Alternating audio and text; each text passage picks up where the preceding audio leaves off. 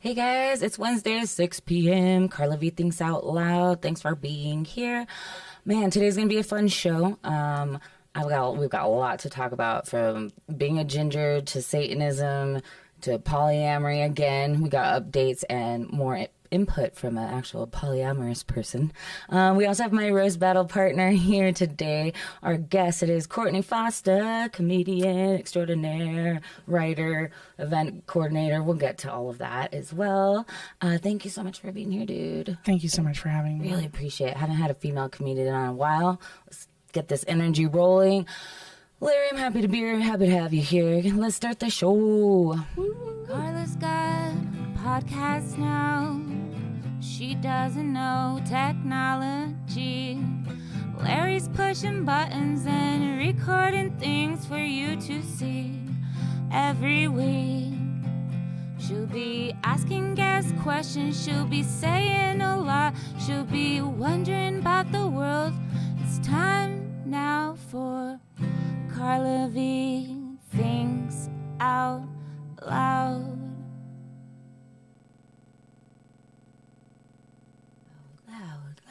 Loud, Carla V Thinks Out Loud. What's up, guys? It's me. Oh, Courtney. Cheers. Let's cheers off if you're drinking at home. All that. Yeah, Cheers us. Lubing up a little. Getting loose in the house. That sounds weird. Right before this, so I got a present for my dear good friend Jess Wood, a rose quartz pipe. And of course, Larry's brain goes, "Are you gonna put that up your vagina?" I didn't say that. I said, Well, did you have it in your pussy? I didn't say. I birthed it. Just birthed it. No, and then I told him that a friend texted me not that long ago and was like, I was worried because I got a crystal stuck up my vagina. And I just realized that was a thing recently. I don't put it past people, I guess. Have you ever stuck crystals in your vagina? Courtney?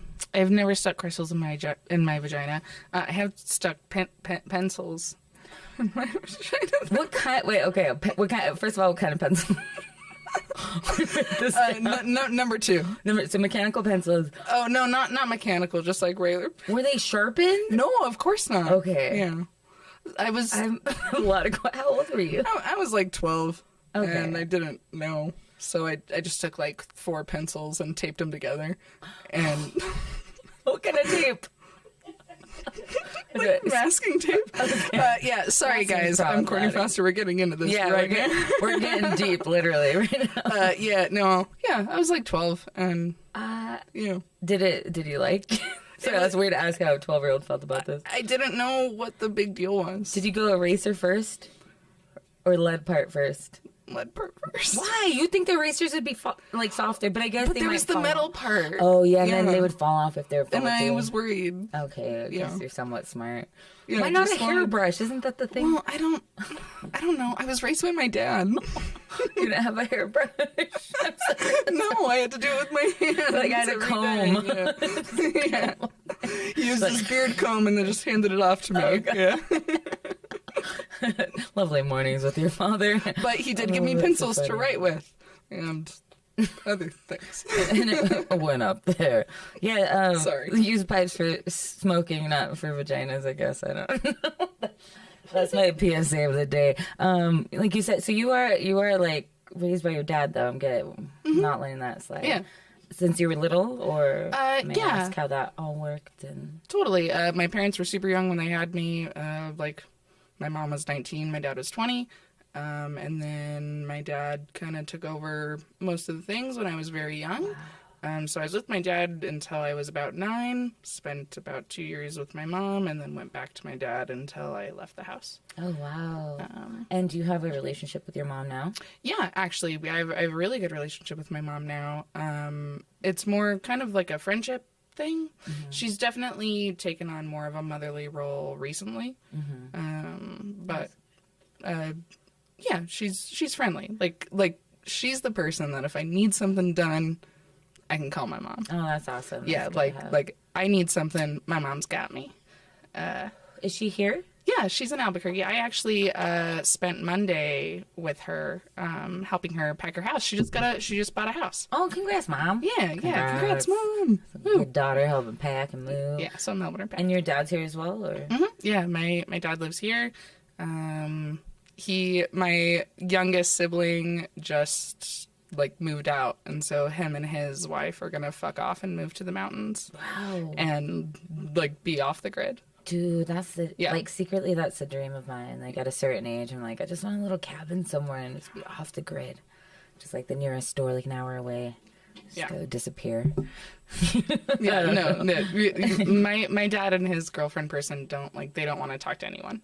They want to be totally far away. Like they've got like bug out bags and like guns. Like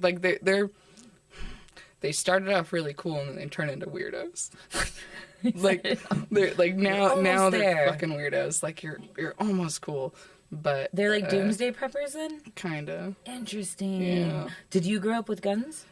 No, but my dad did buy me my first gun for my last birthday. Oh, so you have a gun now. I have a gun. Yeah. Have you gone to, like, do you know how to shoot? I do. Did you go to shooting ranges or? No, like I've shot like with friends before. I have been to a shooting range, but I shot with friends before, and then my dad took me when he gave it to me, and and was like, "This is how you do it."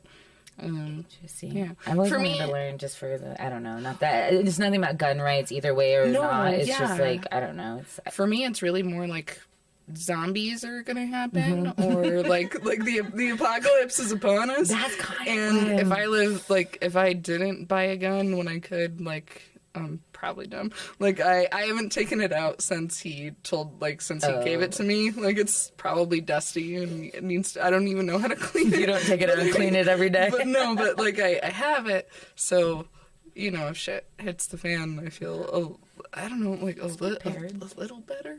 Yeah, no, I get it. Whenever the pandemic first happened and George Floyd was killed and everybody's like, it's going to be martial law, like, it's going wild, martial law. I was like, maybe I need a gun.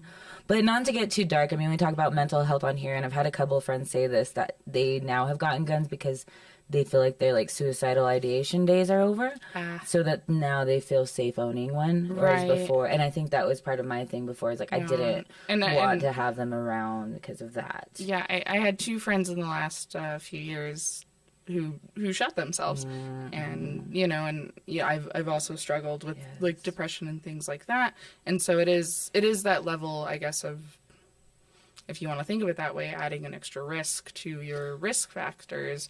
Right. But, I don't see this like that. It's it's a way. It's not like a part of my daily life, and apocalypse prepping. Yeah, it's apocalypse prepping. It's not like daily life keep around type of deal. Be safe with guns. But I understand, like, if you're not in a good place, like maybe you shouldn't have a gun. I definitely agree with that. It's like, we want everybody to be safe, please. Be safe, but be safe from yourself as well. Yeah. There's that also part of it. Yeah, I want to go to ranges. My dad, like, carried a gun for work when he was, like, we were younger. Like, at national parks, he was a law enforcement ranger. So they were in the house, but I never learned. I mean, in Mexico, I kind of did with my cartel cousins. They would bring, like, an arsenal of guns, and we'd just, like, shoot it off in the desert. It was... Yeah, so I shot like pistols, but nothing crazy. So like I went to a range once, and like it was fun-ish, but it actually made me feel more uncomfortable than just like going out like in the desert. Like a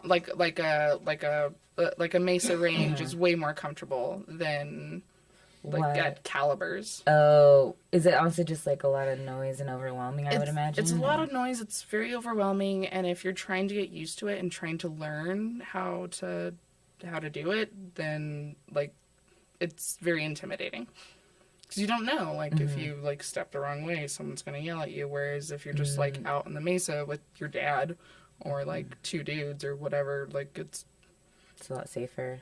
Yeah. Or like it's just a bit more comfortable because like if you step over like the wrong way, they can be like, "Hey, no, buddy." Whereas if you do that at like the gun range, you might get like running by the pool. You don't want the lifeguard to yell at you. Exactly. It's the same gun pool. That's so funny. All right, getting into more things. We've already gotten into a lot. Yeah, Crystal's sorry. mental health being raised by parents. Holy moly. So you now, well, congrats you if you have not noticed the ring on the finger. Ooh, somebody's engaged. What's up? Congrats. When did that happen? It was recently, right? In the last few months? Yeah, engagement? the engagement happened last September. Okay. Yeah, we were in Vegas for punk rock bowling. Punk rock bowling. Hold on, we gotta pause there. Yeah, it's a big punk rock festival that happens in Las Vegas every year. It's my first time in Vegas, first time at the nice. festival. And yeah, he proposed to me at a Devo concert. That's awesome. Yeah, Hello. that was great. Oh my gosh, Diva. Wait, is there actual bowling in this? There is a bowling competition that happens Okay. during this, yeah. So I was like thinking bowling alleys and they're like playing on a bowling alley or something. Oh, yeah. Aw. Yeah. Did you have fun in Vegas then? Like, what was your feel about it? I've never been. It was my first time. And people were like, you gotta go. I haven't been. I was like, yeah. We went to a Gordon Ramsay restaurant. Ooh. What did you order? Everything. Everything. Yeah, no, like we did the full like 5-course menu thing. Yeah, so Was it actually delicious or was it in your head because it was like, I cried at least twice. No, you didn't. No, I Food? dude, like when they served the scallops and risotto, I cried. I can say I've cried beautiful. over a lot, but I've never cried over food. Well, I'm kind of like I like to watch all of the food shows. I'm a Gordon Ramsay nerd, and to like actually taste like that and like his beef Wellington, and like it was so good. And they gave us like wine pairings with each course, and yeah, it was beautiful. It was the most expensive meal I've ever had in my life. I was gonna ask, even well, I won't Dude, ask the no, price, it was but like it was $500. Shut up, $500 meal, dude. Oh my god, Brooklyn Bowl, Bubs. Is that? I don't know. Is that where they do it in Vegas or something? I don't know. Get back to me. My bass player Bubs is chiming in about punk rock. I don't know. Maybe the Brooklyn. Dude, I guess that would be like if you're such a big fan of Gordon Ramsay, I guess that would be like going to see your favorite band and then playing their favorite song of yours and you getting emotional over that. Yeah, You're kind just of. like, this is a hit. These scallops are the best hit. This is it. Like I've watched this on TV for 12 years and now I'm experiencing it. Yeah. Do you watch all his shows? Because he has like 6 different. I don't watch all of them, but yeah, like Gordon Ramsay. Yeah, He's, I'm basic. Do you have a crush on him? A little bit. A little bit. I mean, like There's if- something kind of like hot about his like screaming at everybody. I haven't watched any Gordon Ramsay porn, but What? if Gordon Ramsay came up to me and he was like, "Hey," I'd be like, "Okay." real quick. Let's do this. I'll have your beef Wellington tonight. Seconds on the beef Wellington. What is beef Wellington even? Oh, it's like a Sounds British. a beef thing wrapped in like prosciutto, and then like I guess like a squished like mushroom like thingy. I don't. Squish my. Sorry, That doesn't like a sound pure great. like a puree. I don't. Yeah, and then another like prosciutto thingy, and then like a paste like a puffed pastry, and then it's baked. Maybe that. I'd get down. Yeah, so when you cut into it, it's supposed to be like medium rare, but with all of these like delicious things like baked onto it. I don't know. I'll try it. It was. I don't really know that I'm good. dropping $500 on that shit. I'm okay. To be fair, I'm a lazy fan, but I'm a lazy fan about almost everything. Are there things? Yeah. What do you nerd out about? Is there anything like you get? Like, what are you like about? What like everything? Like from music to movies to shows. Yeah. I really love a lot of things, but I'm a lazy fan. I just in life call myself. I'm like, I know a little bit about everything, but not a lot about one. If that makes sense. He said UB40 at Brooklyn Bowl in Vegas. Not sure if it's the same place. Oh, I wonder if was UB40 there. He plays UB40 for me sometimes. Red. Maybe. I won't sing it because I That's don't pretty know if there's rude. something I have to. No. Am I allowed to sing? Yeah, I can cover things. I've covered things on here What are before. you talking about? Yeah. Just sing a song. But UB40 was really big back in, I want to say 88, 87. Oh yeah, when I was born around that era, I remember them being on like MTV all the time. I have really good memory from like when I was like 2 even. But yeah, that was always on the shit. Brooklyn Bowl. I've never been to Vegas. These guys go. I don't know. Maybe go walk around. I'm not into the things that happen there. I guess. No, that was my first time. I don't gamble. I don't go to pools. Yeah, I but it's don't not like just being in the about- sun. Did you hear Tom Squir's coming here? I did hear that. He posted dates today, but I don't look at them all. I just Yeah, was the on a dates diligent. for, I don't know why I just thought of it, because he's in, yes. because we're going to see Primus in Vegas. in Okay. June. So there's all kinds of stuff you can do. Good stuff. Yeah, Primus. Yeah, I guess if I went for a show or something, but I'm not. I don't know. I'm not into gambling or. Well, yeah, that's why we went to that partying. festival. That makes sense. They're doing that the emo fest, whatever it's called, when we were young fest this summer. Oh, God. Which is secretly I kind of. There's probably only 4 bands that I really would want to see on there, but like a little part of high school, Carla. Like I was talking to my friend Brandon, like I don't know, I'm in the age right now where High I'm school Carla listened to. a lot, but I was kind of like an early emo, What did you listen a to? middle-aged emo. I don't know. how to Hollywood explain it. Undead, No, I was Hollywood Undead. Paramore. not much. They were at the end. See, I'm like, go back 5 years from that. Like, Okay. I listened more like Sunny Day. So no effects. Yeah, some No Effects. I listened to a lot of like Bad Religion, because Bad Religion. some Bad Religion, like came Bad out- Brains. I like. Well, Bad Religion's been out lot. since the 70s, but Bad like- Religion or the 80s, Bad Religion rejuvenated back around that time. Yeah. I like the Jawbreakers into Fugazi. Fugazi's sick, yeah. Bad Brains, like I said. Yeah, like Yeah, but like Bad Bad Brains is more Brains, 70s. like whole wheat bread. I didn't know. No one remembers Holy Bread. They were great. The dude. whole wheat bread. Listen to them. People don't realize too that emo is not like. They think it started in like 2005, but it was like in the 80s. Like Rites of Spring was probably one of the first emo bands, and it was just that it was punk That was called talking new, about emotion. No. Have you listened to No, Rites of Spring? that was called New Wave. No. Have you heard of Rites of Spring? Goth didn't even come out until the 90s, dude. No, it sounds like punk, Rites of Spring, but they're almost screaming over it. It sounds like punk. They're just talking about emotions. Goth didn't even come out until the 90s. Huh? The word emo. That's not goth. Goth and emo don't have I anything know, to but do with emo it. The words wasn't even changed, but it's used. still the same. So it was called like It's still the same emotional punk, vibe. but emo is more. It was just punk with emotional lyrics, and then it got skewed off into different like genres. Yeah. Into the pop punk emo, into the screamo emo, into the. I promise. Look up first emo bands. I swear to God, look up first emo bands. First time emo band has been mentioned. I even had a book called "Nothing Feels Good." And it talks about like the beginnings of emo. I mean, this book came out when I was maybe in high school. Between 85 and 90. Blam! And that's when like, who's on there? Yeah. Who's Who's on the there? list? Who's the list of these people? Goth versus Emo versus goth. See, emo is different. People think that emo, because there was the emo goth people even in El Paso. They would like put their sideburns and like glue them to their face with gel and stuff and these weird designs and then have like spikes and things. And I was Yeah. like that was more like the people who listen to like the Atreyu and that was the beginning of My Chemical Romance, who I liked, but that was more like the black with emo. And I used to just wear like I looked more like I belonged in the band Weezer or something in high school. Like I was wearing like Chuck Taylors and like Goodwill T-shirts of like kids soccer teams, and like I had these glasses, different color hair. I wore a lot of things. New Romantic was the 80s. I think that's what he was thinking. But no, Rites of Spring was definitely emo. Anyway, I digress. But then it would turn into different things, because even Weezer's kind of considered emo in a sense, but not really. It can be, but just because they're whiny. I loved. Well, they're kind of post-punk, like Alkaline Trio is my favorite. It's brand new, but they're problematic now, is like my favorite emo band.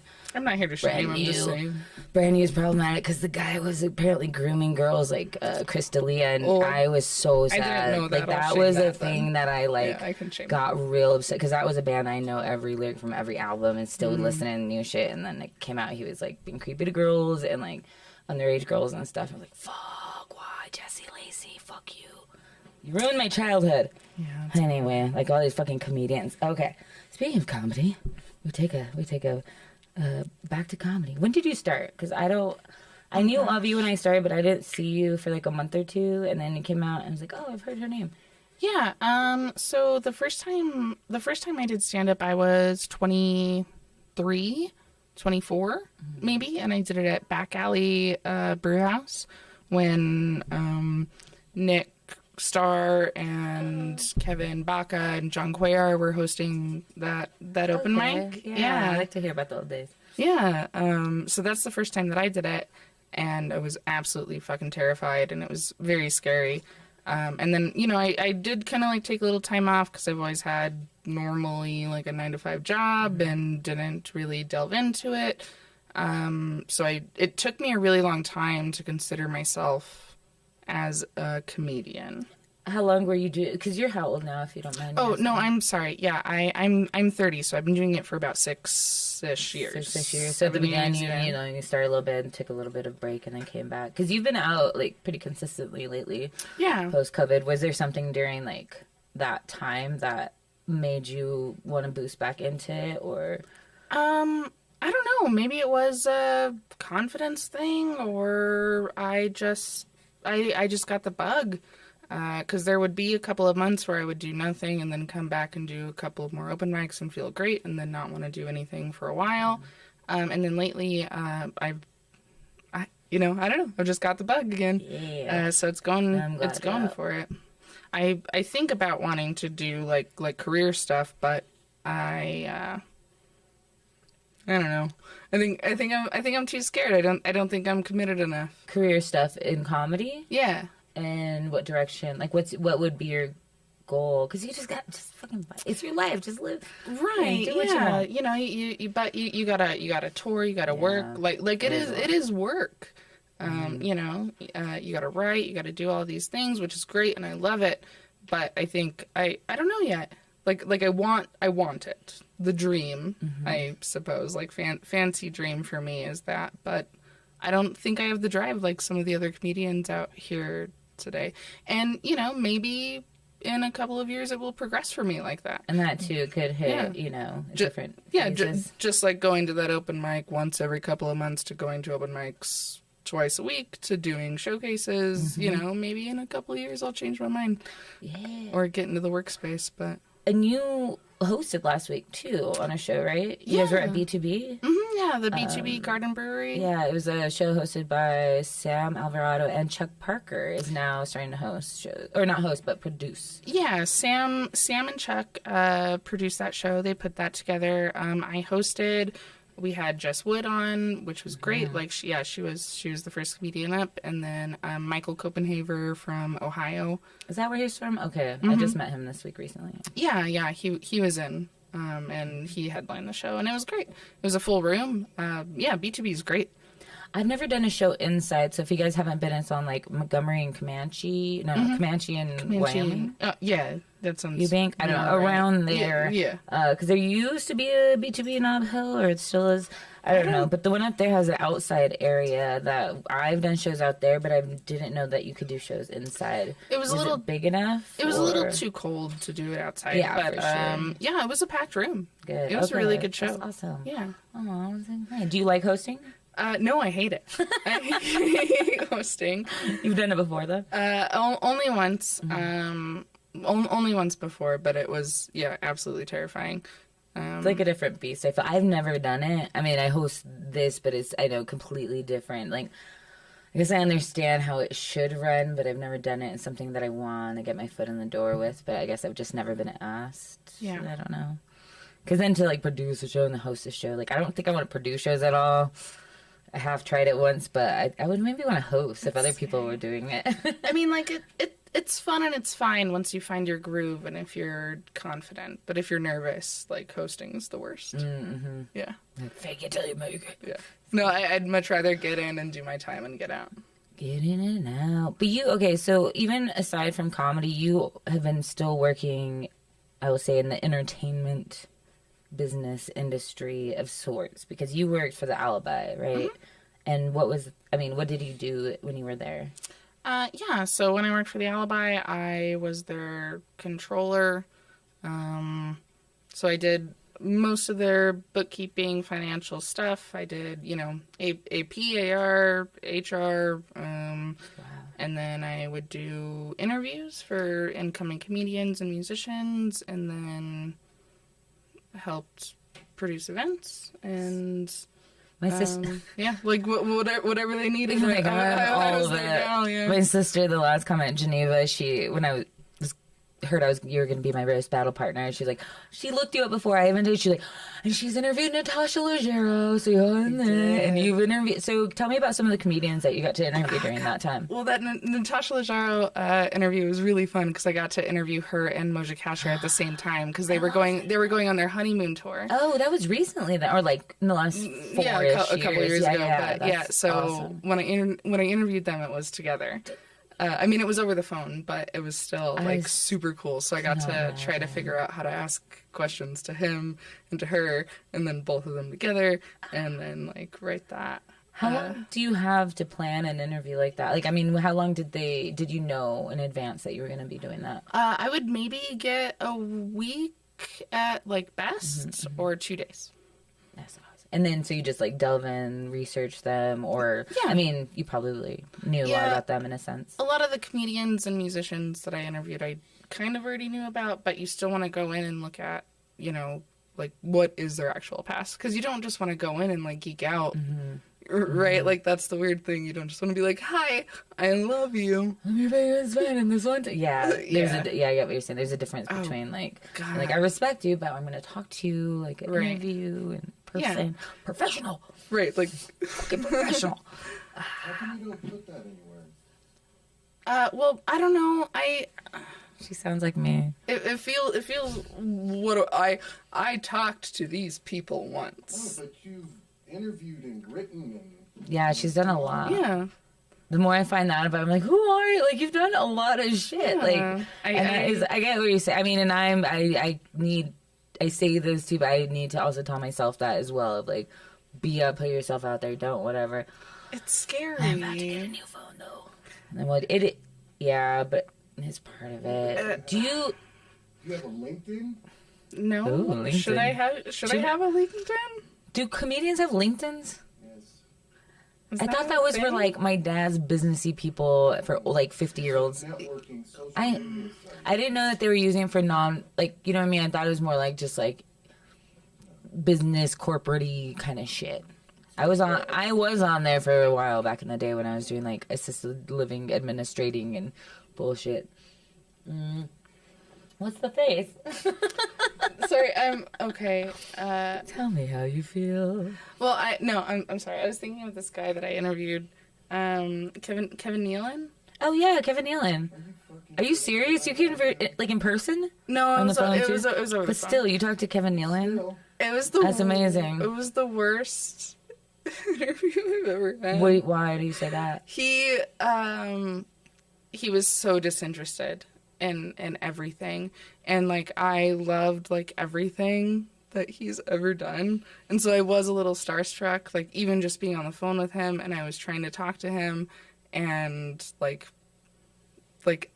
just tell me your life, tell me everything, and yeah, he was so disinterested, and it was the most uncomfortable interview I've ever had before. Aww. Yeah, it was awful. Did it tarnish your feelings? No, but going back. Yeah. So how long are these interviews, though, that you do with them? Or did with them? No, yeah, it was about 30 minutes. Wow. Talking for 30 minutes? Yeah, Sorry. like 30 minutes to an hour. Sometimes, like, maybe they could only give me 15, but, like, yeah, 30 minutes is pretty normal. Louis Anderson was the best interview that I've ever had, dude. Larry's, like, impressed and pissed. He's like, what the fuck you doing? Like I loved it. Rest in peace. Because he calls in, right? Like they don't give me their phone number. They call in, and you have to be all set up and ready to go at that certain time. And so he calls in, and he knows that I'm the one interviewing him. Like, not that we know each other or anything, but he answers in like Louis voice. Hey, Courtney. It's like a hug through the phone. It really was. It was the best interview, and he talked to me for way longer than he needed to. Oh my God. And yeah, I'm trying to find the whole transcript because, of course, we couldn't print all of it because it could only be so many words. But yeah, I'm trying to find the whole transcript. How does that work on the Like, okay, so you're talking. Is that being recorded on the phone? I record it and I take notes, and then I just put in the recording and transcribe it.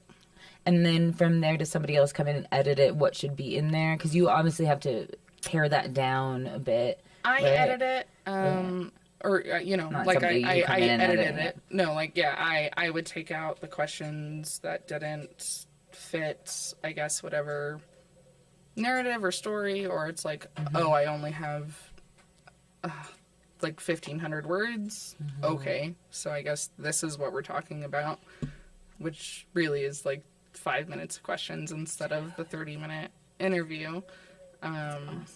But how did you get into this? Like, is that what did you go to school for journalism or communications or anything? I'm a dropout. And That's awesome. I don't have a degree. See, kids, don't go to college. Don't waste the money. You heard it here first. Yeah. We're banning college. Actually, but college is now free in this state if you're a resident. So Go to college. do that shit. No, yeah, I dropped out in my junior year Of college or high school? Okay. And why? and I don't have a degree. But so then you have a GED. I do have a GED. Yeah. Okay. But okay, 2 questions. A, why did you drop out? You don't have to get it, dude. I'm just interested. My mother was living here in Albuquerque. I was living in Denver with my father. My father decided that he wanted to move to South Dakota with his girlfriend. I was sick of moving, said that I wasn't going to move, and I had just gotten a job at the public library, and I was really happy with where we were. Moved around a lot. I was really happy where I was. I didn't want to leave. I love that you've been a librarian. I'm going to call you that, but... So, yeah, him and I were butting heads. He was like, okay, well, bye. And so I moved in with my best friend, and, as a 16-year-old, of course, I'm not going to get to school on time or do things without parental supervision. So, my dean found out that I was living without parents and suggested that I dropped out. And she's the one that signed my release papers for me. Wow. Yeah. So you're almost emancipated in a sense. Kind of. In a sense. I mean, they were Yeah. fine with it, but like, okay, so now going from there. Okay, yeah, sorry. Then we're going to track back to when did you start working for the Alibi? Or what was your first, like, any, like, sort of journalism or any sort of that kind of thing? Well, I've always wanted to be a writer. I've, always been a very avid reader. Yeah, just super into it. I was working at Barnes & Noble and met he's going to be my man of honor at my wedding. Aww. Yeah, one of my best friends, Mark. I met him at Barnes & Noble. He quit because he got a full-time job at the Alibi because he is an amazing writer. Graduated from Columbia. What up, Mark? Dang. Yeah, get it, boy. Shout out to Mark. And he, told me one day, like, hey, they have an opening. It's not for a writer position, though. It's for accounting. And you're like, sure, let's do And I this. was like, I don't know. I'll go interview. And I did. And I got it. And just move, do it. That's right. Yeah. What bands have you interviewed before we move on to other topics? I got to interview Danzig. What? Larry is doing this, guys, right now. Like, Danzig's he the can't only... see me. I'm just he's just shaking his head in like disbelief and just like, fuck, god damn it. No, I'm just shaking just- my head in disbelief Because that she's none not of this that, stuff exactly. is on the internet. He's in disbelief that she's done this. She's not. If you Google Courtney Foster, you will find all Ooh. of these articles. That my sister found it. Geneva found it. That's why Geneva's the one who was telling me about most of this. Just so Danzig. Yeah, I got to They're trying interview to let it Danzig. He's the only person that his team gave me questions that I wasn't allowed to ask. Like, I had to submit my questions before the interview, and he's the only person that I interviewed that ever did that. Like the briefing before, whatever, the debrief or Yeah. pre-brief, whatever. Yeah, they were like, you can't ask that question. It's like on the way here, I was like, Courtney, is there anything that you won't talk What about? questions? What questions couldn't you ask him? That's a good question. The Alibi no longer exists, so I don't think I'm liable anymore. Cool. Tell us. Any questions about his cats? I was not allowed to I'm ask. sorry. What? His cats? Yeah. Why? Do you know why? Because he is he's a kitty person. He's a cat daddy. Yeah, he's a cat daddy, like a super hardcore cat Like daddy. a creepy cat daddy. Like bestiality daddy? No, not like bestiality daddy, but like he might like have a separate like room in his bus for his cats to like. Like That's like, amazing. No, like there's some shit, and they made me submit my questions before, and I did, and they were like, you can't ask that. Did you mention any of I the bondage love stuff? this. No, I didn't. Yeah, the bond. I would think that, but the cat, those are like cats. Yeah, I seen him live one time, Yeah. and No, you he's a can little ask. man. He's a little guy. Oh yeah, he's short. Did you, and with him, was it in person or the phone? It was over the phone, but I got to go to the show. Rad. Did you like the cord wrapped around his forearm? Were you at that show at the Ellery? No, I've seen. Well, dude, I've seen him back in like '94, so he's been doing this for years, you know. That's fun. Damn, Zig, that's rad. Anyone else? Andrew WK? Shut up! Yeah, that one was really fun. He's engaged to When I'm Thinner, my doppelganger. Everybody thinks I look like Kat Dennings. Just a couple years ago, he tried to make a resurfacing, and He did. Well, he's touring again. You know, he's marrying Kat Dennings, the actress from Two no Broke Girls. fucking way. They're engaged and they've been together for a couple of years. Everybody, when I'm thinner, is like, you look just like her, and we both have man voices or like boy voices. I don't know, but yeah, they're getting married, and I guess he's touring around. But honestly, I didn't know he was still relevant until she got engaged to him. I was like, oh, I saw him at Warped Tour in 2004. I didn't know he was still doing shit. how was that? I'd seen that tour. It's 2004. The 2004, yeah, I saw every Warped Tour. From 2001 to, it was about 10 years there where I was going every year. I think I went like 4 or 5 times. I think the last one I went to, I was 24 or something. And it was also Kansas, and it was too fucking hot to go to work tour there. Like, I would go in Cruces when I lived here, because even some of the musicians were like, we love Las Cruces because it's on a grass field.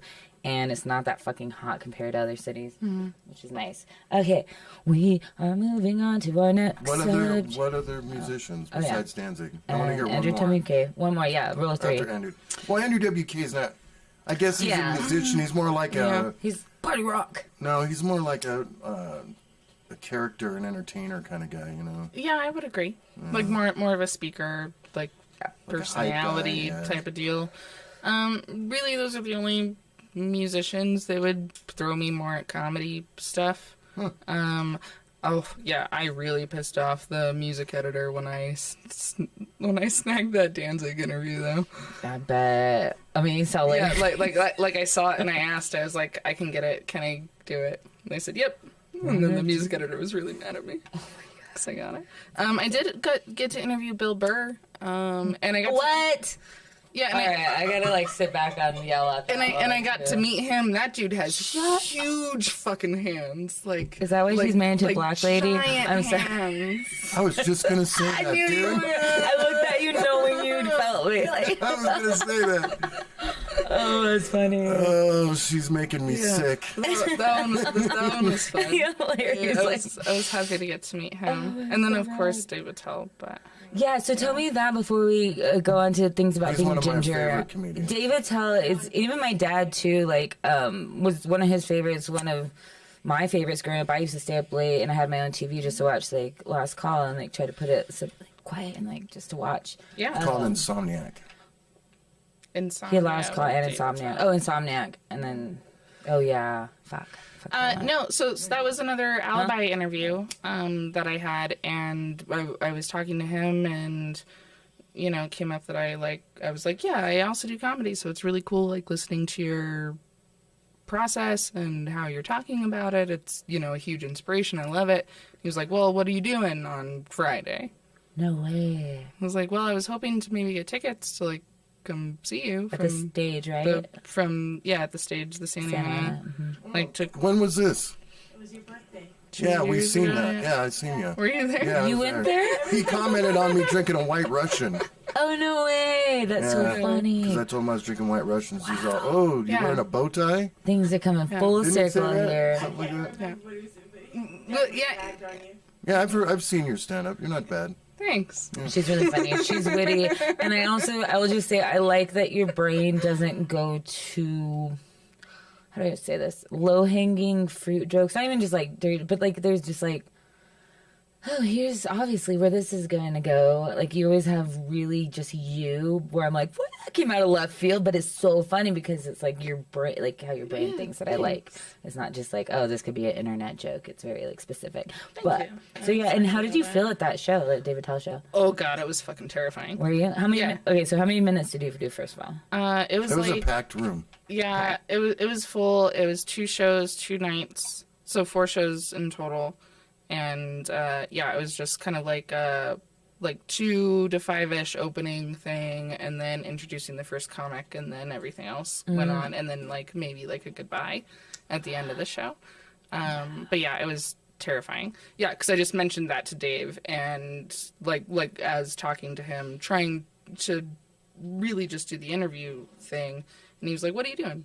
Come do this." Dude, that's And yeah.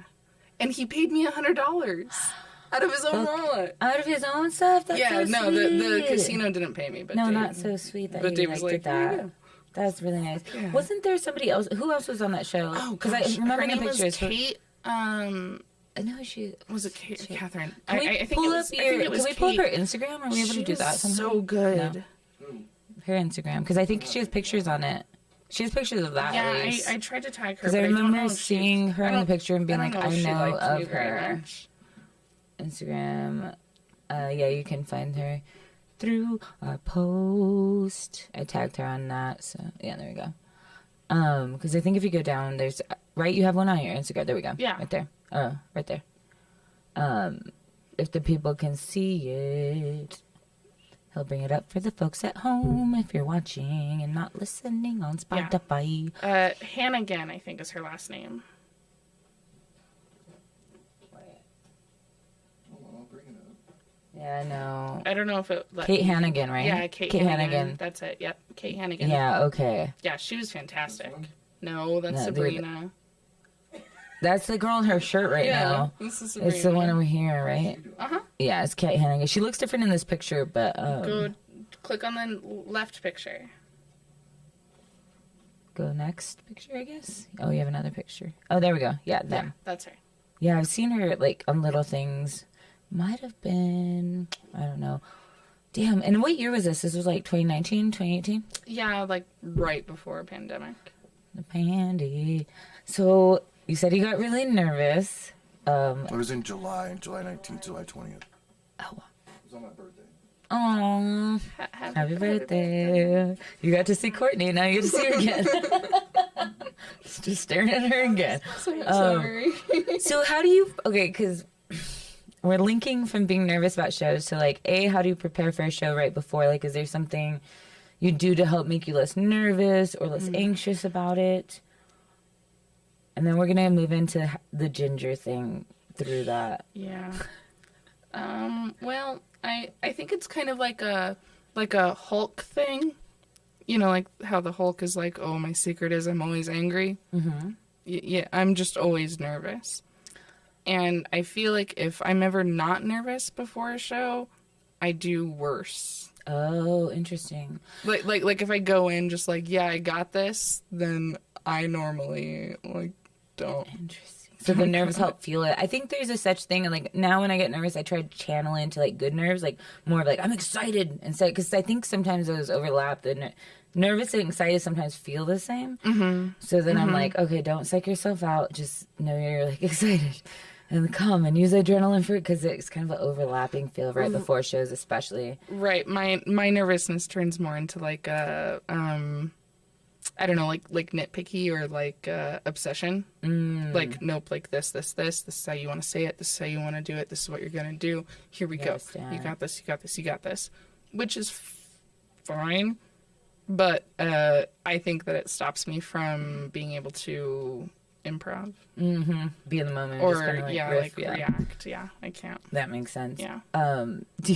So in coming here, guys, Courtney was like, yeah, you were talking about, you were saying you were getting, like, something about you being red. Like, I hope I don't get red, too. Yeah. And I'm just realizing, I didn't really realize this, that, like, you guys is, being a redhead and a ginger, if you will, you guys have different, like, biology, like, chemistry-wise, in a sense, or different things that your body reacts to, and I don't know evolutionarily why. Maybe if my sister is ever studying anything about gingers, she could chime in. Yeah. But you have a physicality is different. You said you get red, you get I do. sweaty. Sorry, not to put you on blast. Oh, it's not a That's how the conversation started, because I had spilled things twice. Oh, and there's like a little. I was like, that's why I don't wear light colors. And then Courtney was like, I don't wear light colors because I feel like she's like, I like colors, but I feel like I get sweaty or something, and I'm a nervous sweater. She's like, the ginger in me. I was like, what? And she's like, yeah, and I get turned red, like get hivey and things. And what was the other one that was a ginger? Oh, nosebleeds. Did the nosebleeds happen on nerves while you're sleeping? Like, what it? Yeah, it normally happens like when the weather changes really crazy. Like, I think it's like an air pressure change, or if I'm like if I had a cold last week and was, I don't know, taking medicine or like doing something like that might dry out my sinuses. I don't know, but it's happened since I was a kid, and I get nosebleeds like seasonally and just kind of all the time. Interesting. I got some when I was a kid, but they like went off. But you've heard from that this is maybe a recurring thing for redheads. Yeah, there's nose. Yeah, I think it's weird. I don't know why. Where I don't know why. are your people from? Like originally, because maybe it's like a do you know what I mean? Like a climate thing, humidity or lack of. Yeah, I mean it's just like redheads are usually from Ireland. Yeah, I mean it's just white people places. Like I think it's like all be England. I love this white people places. No, I mean, I think it's like you said what I want to tell everybody. It's like, what, are you people from white people places? Cool. Well, like Ireland, Scotland, probably England, probably some Scandinavian something. You're like a Nordic bitch. That's why you're so tall. Yeah. Were your ancestors Vikings? Probably. Yeah. Have you seen my father? I have not. Is he big? I mean, is he like big or tall? Well, okay. My dad kind of looks like him. Really? Larry looks like Courtney's dad. You heard it here first. This is. She's having some daddy issues right now, guys. Real weird things. Now Larry's turning red. See, it's a white person thing. Yes. No, it's not a white person thing. It's an Irish thing. I just, I don't know that I blush. Like, I don't know if I blush, but I don't sunburn.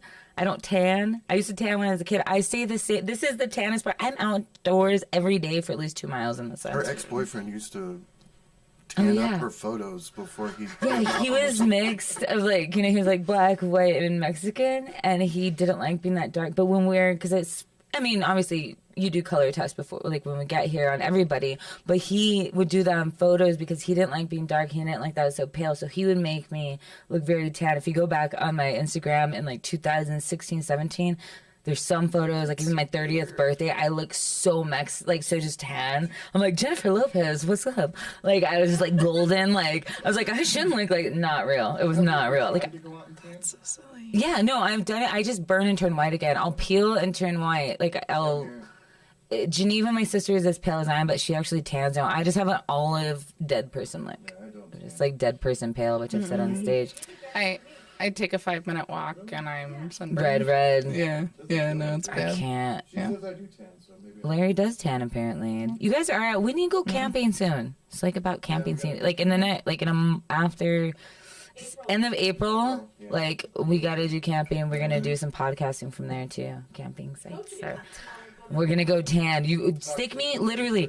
We can do a podcast thing where I will happily go sit in the sun and you can take a picture of me at the beginning or even video me at the beginning, 10 minutes, half an hour in, and then maybe an hour to 2 hours in and see if anything changes. I'll be the same fucking color.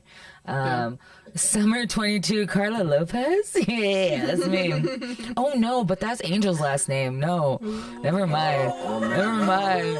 Just kidding. Girlfriend now. He does. He's got a hot redhead girlfriend. Dating Dulcie, dude. And they're like a cute little nerdy couple. I seen her at Cannibal They're with a him. cute little nerdy couple. And I was like, who is that chick? I go, who is that chick with you? And he's all, that's my girlfriend, dude. I was all, bullshit. Yep. No, they're really together. And I think this time he's not lying that he wants to be the girl. Like, at first I was like, don't fuck with her because you lied to me. And then he was just like, yeah, I don't want him to be like, yeah, she's hot, whatever, but I just want to fuck her, so I'm going to be nice and, like, say I want to be her girlfriend. I was like, you don't mess with her. You just said all that on... I don't care. All right. Nobody cares. Everyone We've been knows. on blast. Everyone knows. No, I mean, you're all throwing him under the bus. Like, I'm just going to fuck her. No, we talked about ours where he literally, like, he said that he just he said he wanted to be my boyfriend because he felt bad because he wanted to fuck me, but he didn't want to say he just wanted to fuck me, so he, like, I do you know what I mean? Yeah, so he wanted to be a good guy, but then he was like, I was being a bad guy, I'm sorry. And I was like, it's fine. But so I'm happy for him. That's rad. And it's, like, perfect. She's very bubbly.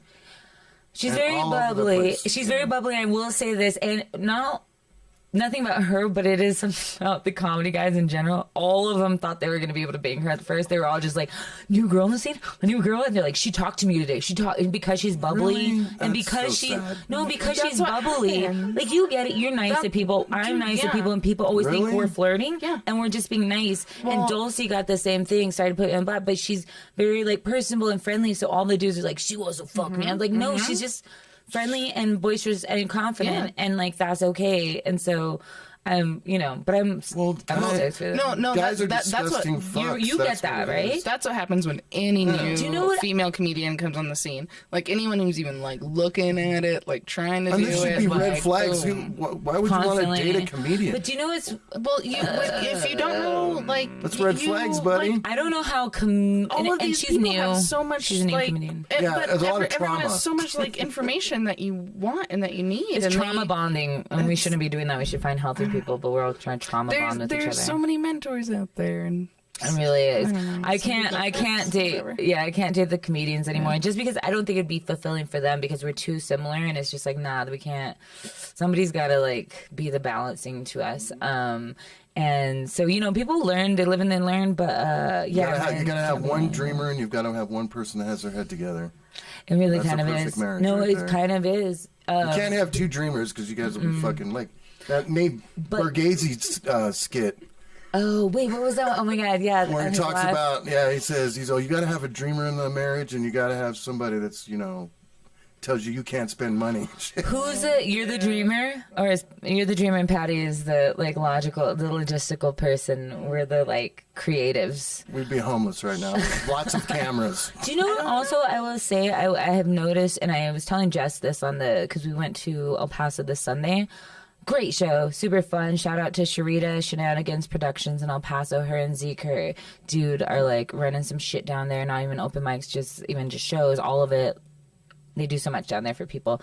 But it was a fun show. But I started noticing just the more confident I became on stage and the longer I've been in it, I don't get the dudes afterwards just like thinking they can penetrate me. Not even just like physically, but even mentally, like, oh, you're a comedian, you should say this joke. Or like, oh, you're a funny female. Like just kind of degrading me when they think they're complimenting me. Whereas now Are you talking about a specific person? No, this happened before where it was like, or they were trying to hit on me, but also be like, oh, that's funny, you think you're funny. Like, and now, or they would think they're funny. And now I get more respect, I think. Yeah. Because I think they realize, like, I'm strong on my thing on stage and off stage. And so I get more like, hey, you're really good. I enjoy that. Instead of be like, I got pointers. Hey, I want your number. Like, it's less of the hitting on and the creepiness and more respect, I think. Yeah. Have you gotten that too? Like, the longer you've been in it? Or do you think it's a change in your attitude as well? No, I have definitely gotten that, but I think that it kind of is because of change in my attitude. I think that the more confident you are about your material, like be confident in the jokes that you write. Like people are going to tell you, because of course you're going to want to tell people your jokes to test them out, or like hey babe, I wrote this. What is it? Yeah. What do you think about this? Or like, what about this wording? But whatever. Take whatever insight you want to, but at the end of the day, it's your joke, and you tell it how you want to tell it. And as soon as you like take real ownership of that and are confident in the set that you give, like then anyone can say anything. Yeah, and it's like, yeah. But people will come up to you with more positive things and less like creepy, like, oh, no, Yes. and more like, cool, we're peers. Yes, I like that. And I also, you're right on the being confident in your material. And I was telling just this too, of when I first started, I was like, yeah, I was still trying to find my voice, and I still am. And I know it's going to be a process over it'll take time. forever. But for sure, even now, I'll throw out jokes and be like, I guess I got a laugh, but it doesn't feel like me. It feel like I'm grabbing low hanging fruit. I feel like I'm just doing something to get a laugh because it doesn't feel uniquely me. And then so when I say it on stage, I don't feel like I have confidence in the saying it. So like I kind of have to stick with things that are like more about me. Yeah. But like the world, like, hey, you guys might know about this, but this is how I see it. I don't know. Otherwise, I just start to feel like I. No, I definitely see that. Like, there's the very easy haha that's right there. Or, you know, like the simple turn of phrase, but if that's not you, if that's not how you do it, like, are you just going to do it for the laugh? And I mean, like, I guess, like, that might pay your bills, like, right? Like, that might be your thing. But, I don't know. I see it more like as art. Like I nerd out about comedy all the time. And so I see it like more as art and not, yeah. You want to respect it. You want to, like, it's like it's a thing. I mean, that's why you started at 23. I started way late because I was just like, I couldn't bow down. Like, I didn't want to do comedy wrong. I was like, because if I do that wrong, then not only am I ruining it for other people, but I'm also ruining it for myself because I was going to taint my love. You know, if I went in and was like, you fucking suck, and then I'd be like, I know, I just hate comedy and I'm traumatized. You know, so it took me a long time to do it. When I said I started at 23, like, that's the first time I went on stage. I didn't do, like, I don't know. I don't feel like I did it for a long time, but like, it's different. Yeah, No, this is me. It's like wearing too. I'd say the joke, the easy laugh is like wearing a really stylish outfit that's not you, and people are like, "Hey, I like your outfit," and you're like, "I feel really uncomfortable. I feel really uncomfortable. This isn't me." Yes, do you know what I mean? That's like, the perfect way to describe it. I mean, I know I look good, but I'm not. No, that's the Even perfect today way in to light describe colors. it. Yeah. Like, this is not, I'm surprised Larry didn't yell about my iridescentness. All right, it's going across the wall and stay. There have been so many times that people have been like, "Oh yeah, you're a comedian, right?" And I was like, "Oh no." I mean, like I feel like one now, but you know, like a year or two ago, I didn't.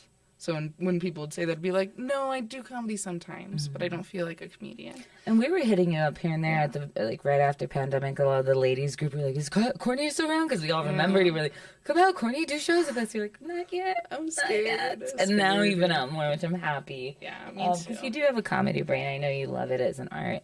And okay, so I'm doing a graceful slide into the next thing. So you mentioned meeting your lovely man. We mentioned you being engaged. You're engaged and you're a comedian, but not only you're a comedian, you're engaged to a musician. I mean, he's really funny too, but how does that work? It's two dreamers in a sense. I mean, he's a great musician. Russian Girlfriend, shout out to, Ian's band. Ian, whatever. So you've been together how long? It'll be 7 years in December. Dang. So he was with you from the beginning of like the comedy almost. Yeah, like right when I started is when I met Ian. And how he seems, I mean, they don't know you, so I know I'm projecting because I see you all the time. No, but that's great. He seems very supportive and very...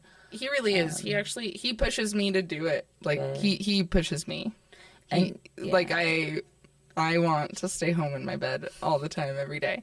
But he says no. Like, obviously you're going to that open mic. Like, no, yes, you're going to say yes to that show. Like, yeah, go do it. Like, get the fuck, go. Just get out here. I'll drive you. Let's do this. No, he pushes me. He very much encourages me. Ian's awesome. Ian, I will say, I met you guys kind of because my first set that I saw you at, it was Red Door right before COVID. And I did a couple of dead mom jokes in there. Which throw in. And then you guys came up, and you came up to me like, you're really funny, but also you have to meet my boyfriend because he's in the Dead Moms Club or whatever. Yeah. And they had patches. I still need a patch of the Dead Moms Club patch. But, When yeah, you you guys, drive like, me that's home, how I I'll do became, like, kind of, you know, aware of you guys and the way. And then I saw you guys after COVID, and Ian was like, are you going to do Dead Moms? So I threw one out in my set just for him. Just for Ian. What's up? But I will say, I ended up, like, I've told people I've always wanted to be closer to you, and I'm fond of you, and I feel like we're similar in a way, or, you know, could be closer friends, but I always end up talking to Ian all the time. I don't know, like, I'm just like, oh, we have like this, but Courtney's rad. So he's just so gregarious. Like that's a great word. He can run a room, you know. Yeah. He's a performer. Yeah, he is. He's a performer. He's a natural stage person, which absolutely drives me nuts because, like, he has better stage presence than I do. Like going to the garage, like, he'll just get up and tell like some bullshit story. Like, he's not a comedian, he's a musician, but like he'll just get up and tell some story, and it's hilarious, and people love him and like it, and like laugh more than a set that I thought about and like freaked out about for 20 minutes. Like, fuck you, Ian. Take my babies. Yeah. He's just, he's got that personality, is a thing. Like, we'll go out to shows and he'll be like, I didn't get to hang out with you all night, and I'm like, yeah, I know. Yeah, I'm aware. But it's okay. But I'm fine with it. Like, it's, you know, it's cool. Like, you do your thing, I'll do my thing, we'll meet in the middle. my favorite ex was kind of like that. It's like we would kind of be like, "Hey, Crossroad, you good? You good? Cool." And then we'd go at home at the end of the night and kind of catch up or whatever. Right, like give each other all the goss. And you guys are a great couple because, like, Robert, Ister, and Amanda. I love them. Yes, just like them is like everybody loves both of you separately and together. So it's like you guys are some of the best comedy couples. Speaking of Robert Ister, you can see him next week. Robert Ister. Here, live, 6 p.m. Robert Ister. Yeah, Robert. Oh, yeah, Larry Robert's on next week. Robert Ister. Robert Ister and Amanda. And it takes a lot for a partner of a comedian to go out all the time and, like, sit there and be there for that. But because he's a musician, I feel like it's like it's a given. It's the same thing. So before we get into funner topics, talking about supporting thing, can we do roast? Yes. Because there was a last roast and I fucked up my last joke because I picked the wrong one and I tried to put two together. It didn't work and it was too wordy and convoluted. But I did want to do it. I didn't do it where I wanted to be like, hey, Courtney's engaged. Who's fiance? Can you stand up, Ian? And I was gonna have him stand up and be like, oh, no. I was like, they both have the same wardrobe, and who wore it better? He did. Like, I was just gonna like fuck with. That's mean. But you guys are the best, and I adore you. I had to come back. And now I'm realizing I fucked up that first joke. I need to rewrite that first joke. I can do it now. After. Okay, I just want to say my stutter came out on like my banger joke and I couldn't get past it and I had to power through it, and I think that's what sank me. I think that was second or third joke, and I know right after you and I went outside and talked, just like friends, we were like decompressing. I was like, oh my god, my mumbling came in. You're like, my stuttering came in. I was like, and then as Larry will tell you, we were both apologizing too much to each other, and so my over apologizing came out. Well, here we are apologizing again. About our over-apologizing. I'm apologizing about apologizing. We are women in media, and we will always apologize. Yes, this is so meta right now. Let's apologize before you see us apologize. You should apologize off of mic. Hey, Larry, I'm sorry. Okay. I thought it was like off. I don't know. It's my first roast battle. I didn't know even what to. It was not your first roast battle. It was. You roasted with Buck. No, that was a UCF. That's different. The format is different, and you get to write like whatever jokes. You don't have to like specifically roast them. We just ended up roasting each other, and not everybody does that. But Buck, Larry. Buck did come up after the battles that like with her and was like, "Dang, I didn't know you could like write to roast." Like basically be like, "Good job." Yes. So we're gonna go to the roast battles. Whatever, we're going to like all almost. Do you guys have time? We're doing like 30 more minutes. I'm sorry, guys. Yeah, do you have somewhere to be? They do. They have a child hiding in the bed. Oh god, I'm sorry. Okay, no, you can leave. We go to like I can go. 2 hours. 2 hours is my max. I try not to go over 2 hours. All right, cool. I do 1 to 2 hours. Okay, so we're. Yes, Buck D, the host of the BS show. Hosting battles, roast battles, rebel. I get such like tunnel vision when I'm on stage sometimes that I almost don't remember anything you said about me. I don't know where I was looking. I will maybe ask to like pause it after every joke. Oh, God. Or every round, I mean. After Okay. every round. All right. Even if it's just like bullshit, I'm not like really, this is a process. No, This is great. It's so hard to watch ourselves. I apologize in advance. we're Here we all go. like anxiety. Women saying my sorry. inhaler? Let's do it. Okay. Got this. Got this. It's so weird to watch it with your parent. Like, sorry. Turn up the video. Yeah, the volume on the video, I think, is. We Can't hear shit. technology. Ooh, it's the worst nightmare to me. Take her to the library like everybody else do. Yeah, But no, South Yard West, so she can get roofied and Molly. And you'll have a great night, I guess.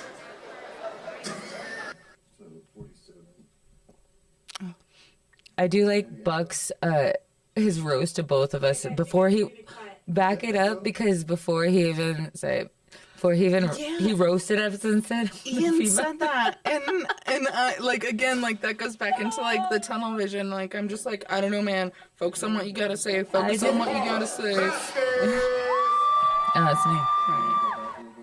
No, you're fine, right there. Playing that Wu-Tang shit. Even though I got a Nipsey shirt on, he want to play Wu-Tang. Fuck my shirt. Oh, gotcha, yeah. Da-da-da-da, we're talking about Wu-Tang. This is what it sounds like right now. Next up, Okay. we're gonna have some woman-on-woman crime, y'all. Hopefully it's better than the other ladies that we saw earlier, because these are professionals. Give it up for Carla Vasquez. Oh, yeah, you turn it up there before I... Carla Vasquez will be going against Courtney Foster. All right, ladies. You're so pretty in the Are y'all lights. ready? I think it looks so pink under those. Larry's already pausing and looking at me like, bitch, stop being creepy to people. That's not. He's like, your roast battle. Come on. Sorry. Go. Go. Ready? I'm gonna give it. The first person to go will be the one that looks most feminine. Go ahead, Courtney. Thank you. So I don't really like talking bad about other women, but when I heard who my opponent was, I was like, oh, yeah, this shit's fine. Yeah, this is great. No, Carla Vasquez looks like a poorly timed fart joke. My turn? Alright. Courtney Foster's I forgot awesome. about that one. I'm sorry. She once opened up for David Tell. You guys didn't know that. Opened up at the stage for David Tell. And if you don't know David Tell, he's an amazing comedian. He used to have this show called Last Call, which is ironic because that's the last call she ever got to open for anybody big. Pause it there, because it wasn't Last Call, it was Insomniac. So here's my rewrite. Courtney once opened for David Tell. But it turns out he had a show called Insomniac. Turns out he could sleep on Courtney, meaning like he slept on her, didn't call her back. I don't know. Whatever. Fuck it. Let's go. Next one. Keep moving. It was the Last Call one. It would have worked if that was the name. All right, ladies. Are y'all ready? I'm ready. Ready? I'm ready. I'm gonna give it. The first person to go will be the one that looks most feminine. Go ahead, Courtney. Over again. Thank you. So I don't really like talking bad about other women, but when I heard who my opponent was, I was like, oh, yeah, this shit's fine. Yeah, this is great. No, Carla Vasquez looks like a poorly timed fart joke. My turn. Had more than that. Courtney Foster's awesome. I missed it. She once opened up for David Tell. You guys didn't know that. Opened up at the stage for David Tell. And if you don't know David Tell, he's an amazing comedian. He used to have this show called Last Call, which is ironic because that's the last call she ever got to open for anybody big. Yeah. No worries. Call it. It's Carson Daly. Having sex with Carla Vasquez is probably like And then there was giving one of Cartier's. those 2-week trials to Apple TV. Because like the first week you watch everything that you want, and then you forget about it, but 2 months later you realize you're still paying for that mistake. That was a really good one. I listened back to that one later. I was like, I like that one. Mistakes. Maybe good children. I don't have any. I used to work in the foster care system.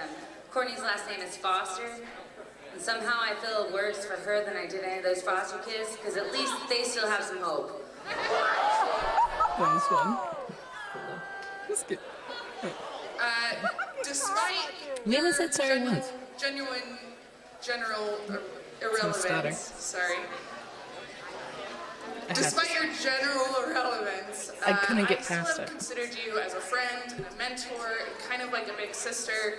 Because if I can see you do that much coke and still put down an entire birthday cake and still get laid, I definitely have hopes for myself when I'm pushing 40. I like the pushing. You're only like 3 years older than me. I'm 36, dude. I'll be. I am pushing 40, and on stage I was like, I am pushing 40. When you said that, I was like, fuck, damn, Sorry, same. yeah. No, it was a good one because it made me think about my own. I was like, oh fuck. Yeah, that was like my crowning jewel. Like that joke, yeah. She's polyamorous, I don't hate. She's also on a show called Tell ABQ. She's just telling everybody to fuck her fiance because Lord knows she can't do it when she gets home drunk. I studied there and was supposed to when she gets home drunk every night. Never mind. What were you gonna say? I was gonna say I was saying Lord knows she can't when she comes home drunk every night, but I stopped at the get home drunk because it's supposed to be every night, which doesn't matter. But the wording and the cadence, it makes more sense. It makes a difference. It does make it makes a difference. Wait, back it up 1 centimeter because the punch at the end is better because that joke, like at the last line, I think is what did it. Telling everybody to fuck her fiance because Lord knows she can't do it when she gets home drunk. Wait, no, keep it going. There's the end to that. And, you know, if there was a female equivalent for a whiskey dick, I don't know what it is. I just call it a Courtney cunt. I got to say cunt on stage. Courtney cunt? Whiskey dick equivalent to Courtney cunt.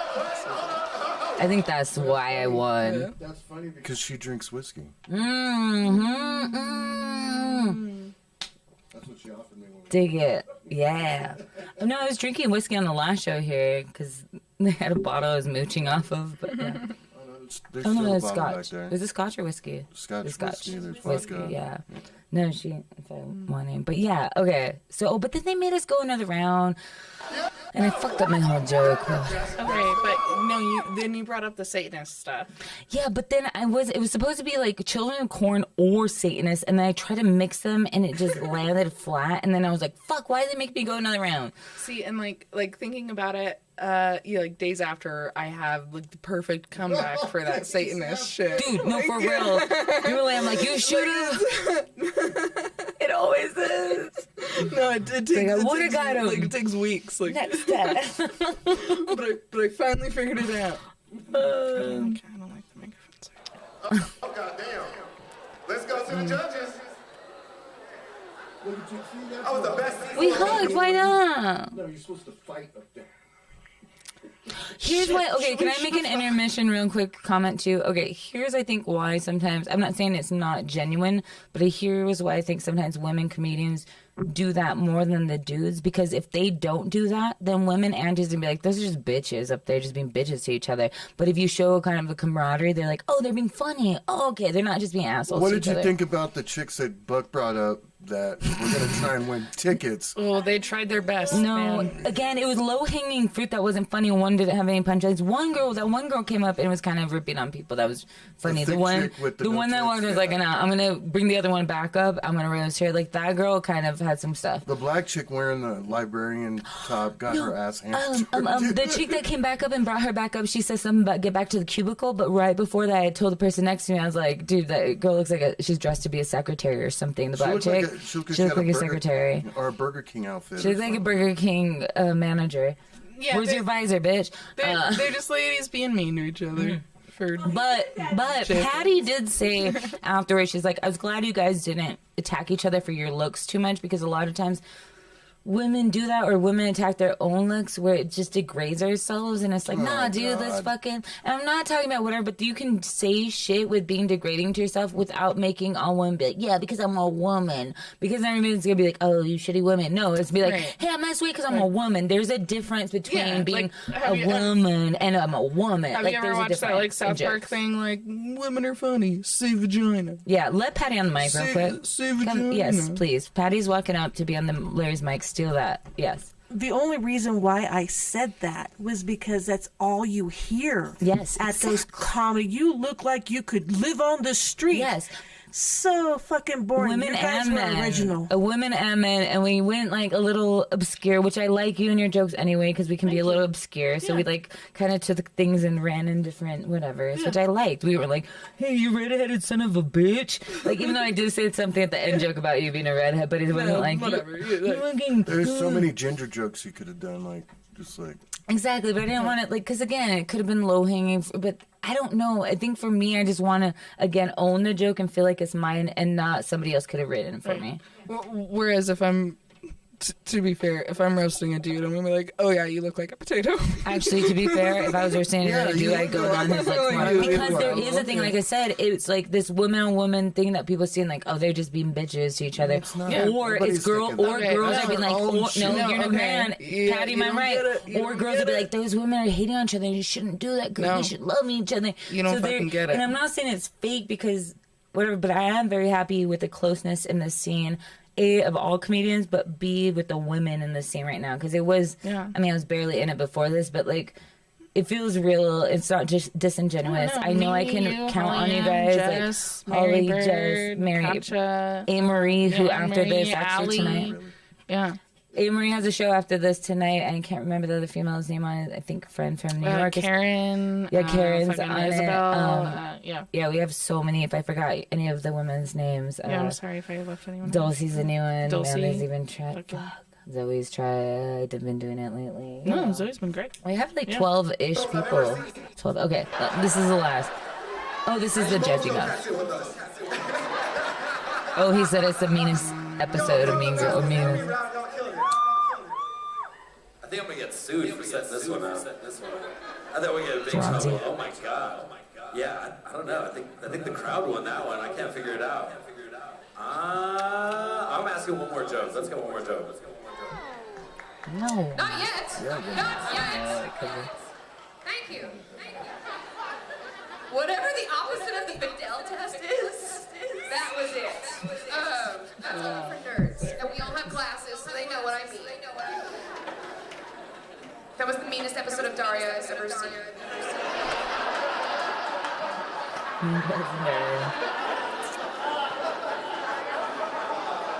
hate that I would Definitely Carla. These are the two trailer park girls Eminem was talking about. But I give it to Carla. That's Mulkey, Kayla Mulkey. Yeah, girls, you were horribly mean to one another. Congratulations. Carla, you picked this one up. Thanks. All right. I feel like I watched Lord Farquhar jump Pippi Longstocking.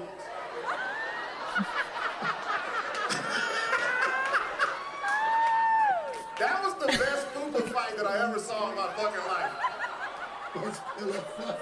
Don't they both look like they got some good pussy under their guts? I can't call it. I'm with you, Evan. I want another round. Crowd, do you guys want another round? Let's do that. Shut up, Angel. Angel get him some pussy and want to get loud and shit. I ain't never seen you with no chick. Here we got my pussy. All right, do you want to go first, Carla? Sure. Go ahead. Is that here we got my pussy's fine? Shut up. Yeah, I feel like it's a horror movie up here, you know? Children of the Corn. Remember Malachi, that redhead? I think that's her dad, like she's a descendant of the corn. Consider this corn roasted. But wait, she's also a Satanist. And she's a redhead, so both explain the dead look in her eye. That's the only time I got look wise. They didn't like it. They're like, see, they were like, she's being a bitch. She's like, I am really glad that your mom's not around to see this happen. Oh, and then I said yours wasn't either.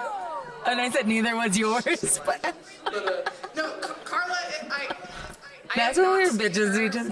My mom is like this. Oh, wait, go back 1 second. But I have Sorry, seen you're talking. the guys whose penises she touches. Yeah, but Well, I am really glad that your mom's not around to see this happen. Neither was yours. She's alive. But, no, Carla, I have not seen her wash her hands once today. But I have seen the guys whose penises she touches. Okay, goddamn. Y'all can boo me for asking for one more fucking round. The thing that I wanted to say, after you were like, she's a Satanist, I wanted to be like, well, at least I'm not a flying spaghetti monster. flying spaghetti monsters. But I only thought about that 4 days after the roast. Flying spaghetti monsters. My sister was Oh, jokingly. like in Seinfeld when he thinks of that joke as he's driving back from the place. Oh yeah, he's like, George. George, yeah. I should have, because he was like, I'm talking about.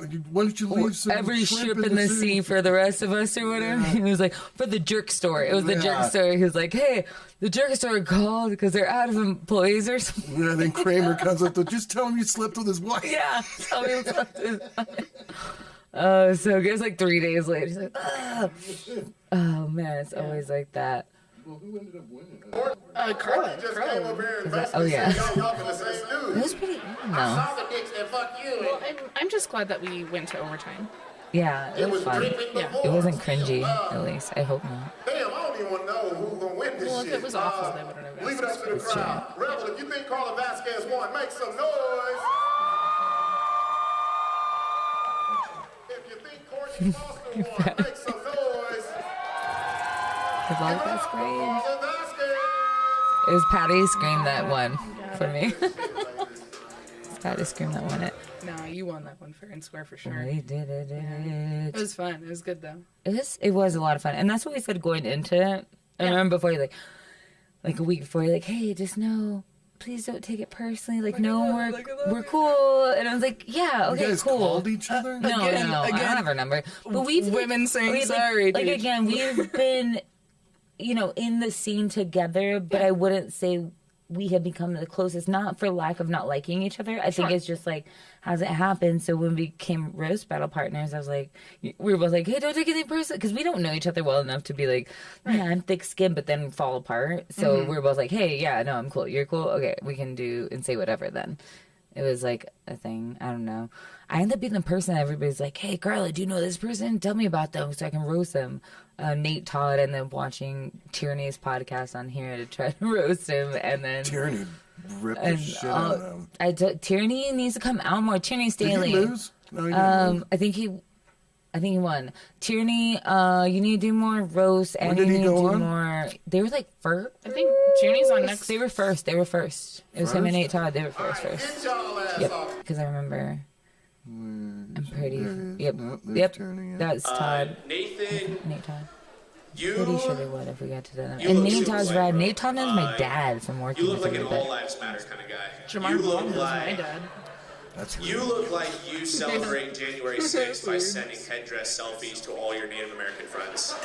That was a great one. Tier's a great writer. Staley, Can I go? do more comedy. Tierney Staley, you look like you have And Nate's sciatica funny in your face. Side in your face.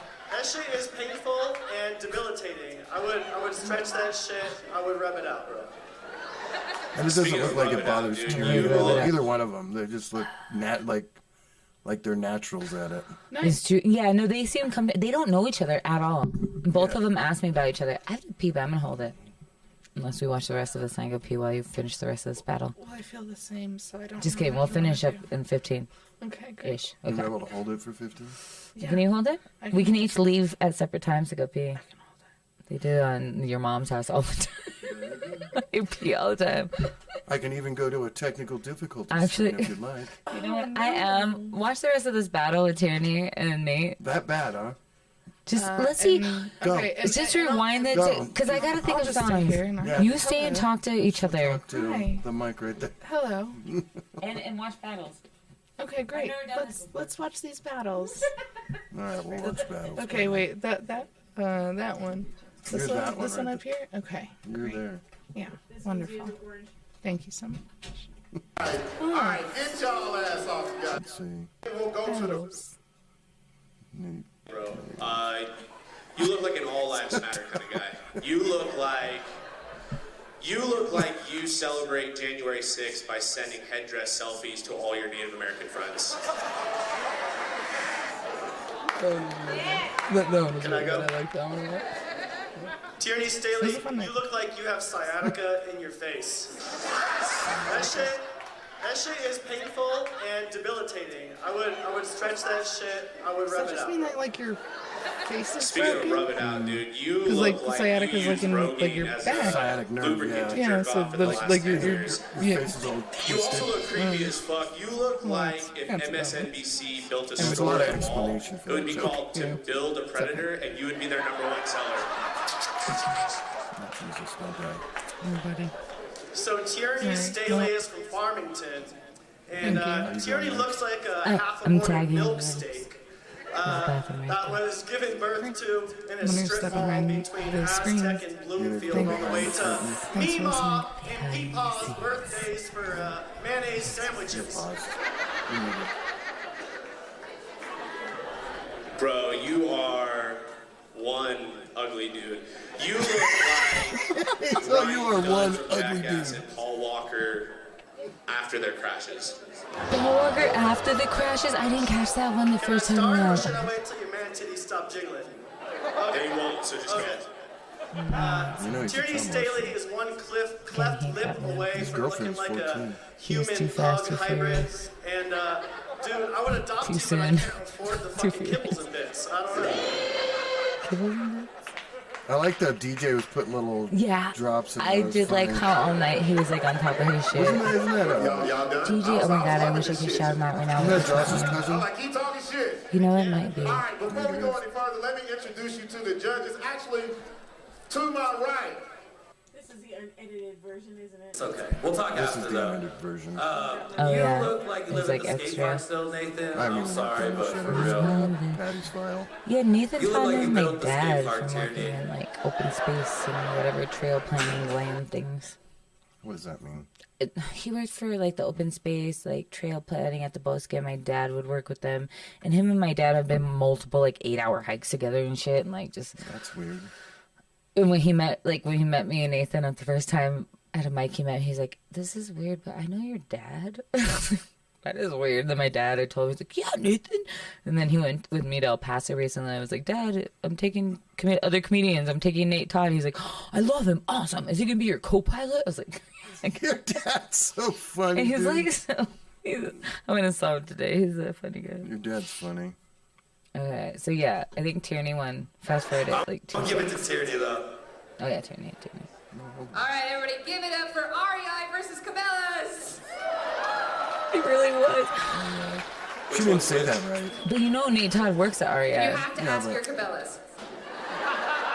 She didn't say I'm Jewish, so I was sounded like so Ariel. gonna give it Ariel. to you, Tierney, and then Ariel, your mics were supposed yeah. to shut off. Anyway, now it's Nathan. Stupid. So I'm Why is Caleb. Courtney Nice calling to me? meet you guys. She won. I muted you. I'm a white dude with a beard. If you can't see me, let's move on. Anyways, they are right. You both are ugly. And I know both of y'all aren't white, but you both sound very white. But I'm gonna give it to Nathan. Hell yeah.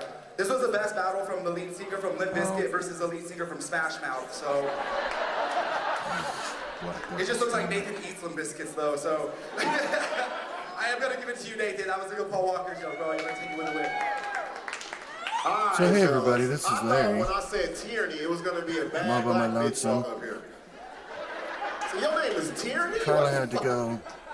Nathan Todd, you look like you are fighting. Like most of the women at the bars, they all have to go to the bathroom together. Girl things are happening. I'm gonna go with Nathan. My vote goes for Nathan. Give it up. Oh yeah. So let's go to the crowd. If you when Courtney comes back, what else did you think was good? When Courtney comes back, we'll talk about girl things and girls liking girls. What's up? Oh, here's your girls liking. Oh, Angel. Oh my God, yeah. Pause. Yes. Just look at his outfit. He came out in a full wrestling leotard with the helmet and everything. The helmet was just like the cherry on the cake. Oh my God. He's all yours, Buck. Wait, hold on. Buck made fun of his dick, and later a friend of mine was like, dude, it actually, for flaccid, his dick looked really good. Like, I'm sure that grew. Who in the fuck would bring for that being, up? like, meaning that he's... Another guy or a chick? A chick. Meaning that was scrawny and skinny and being like, no, he was giving me shit, but it was... I'm not saying anybody, but I'll tell you later. No, I'll tell you later. I can't dig. Whatever, I digress. Is that how he got that chick? Was showing up in that outfit? They're both just nerds, maybe. I don't know. Toes. Doesn't count because that's his balls. I honestly, I didn't really pay attention to May's jokes because everybody was so excited about. Yeah, he didn't. So Kurt is actually one of he helps run 101.3 The Hustle. He's a music director. He's a music director there, and he was the judge of the last Gong show, and was like, I want to do the roast. Yeah. So he got on the roast. He was there at the Ice Cube show. Man, this guy Angel, he has been so excited to have me here, I can tell. Ever since I knocked this guy out at the Gong show 2 weeks ago, I messed up his drug budget for the week. And he's excited because he's like, this guy is not a comedian. I have never been on stage before. This is my very, very first time. Everybody's expecting me to freeze out. But they gave me Angel my first round, so this is like trying to fuck a fat chick for your first time. I didn't get that one. Still can't do it. That's what I'm saying. And see, and then he's like, he still can't do it. Angel's gotten quick. Like, Angel's at that point, he's doing it long enough that he can be, like we talked about, like, in the moment and have, like, rebuttals and, like, make up shit. Yeah. He's really quick. Yeah. I like talking shit to him.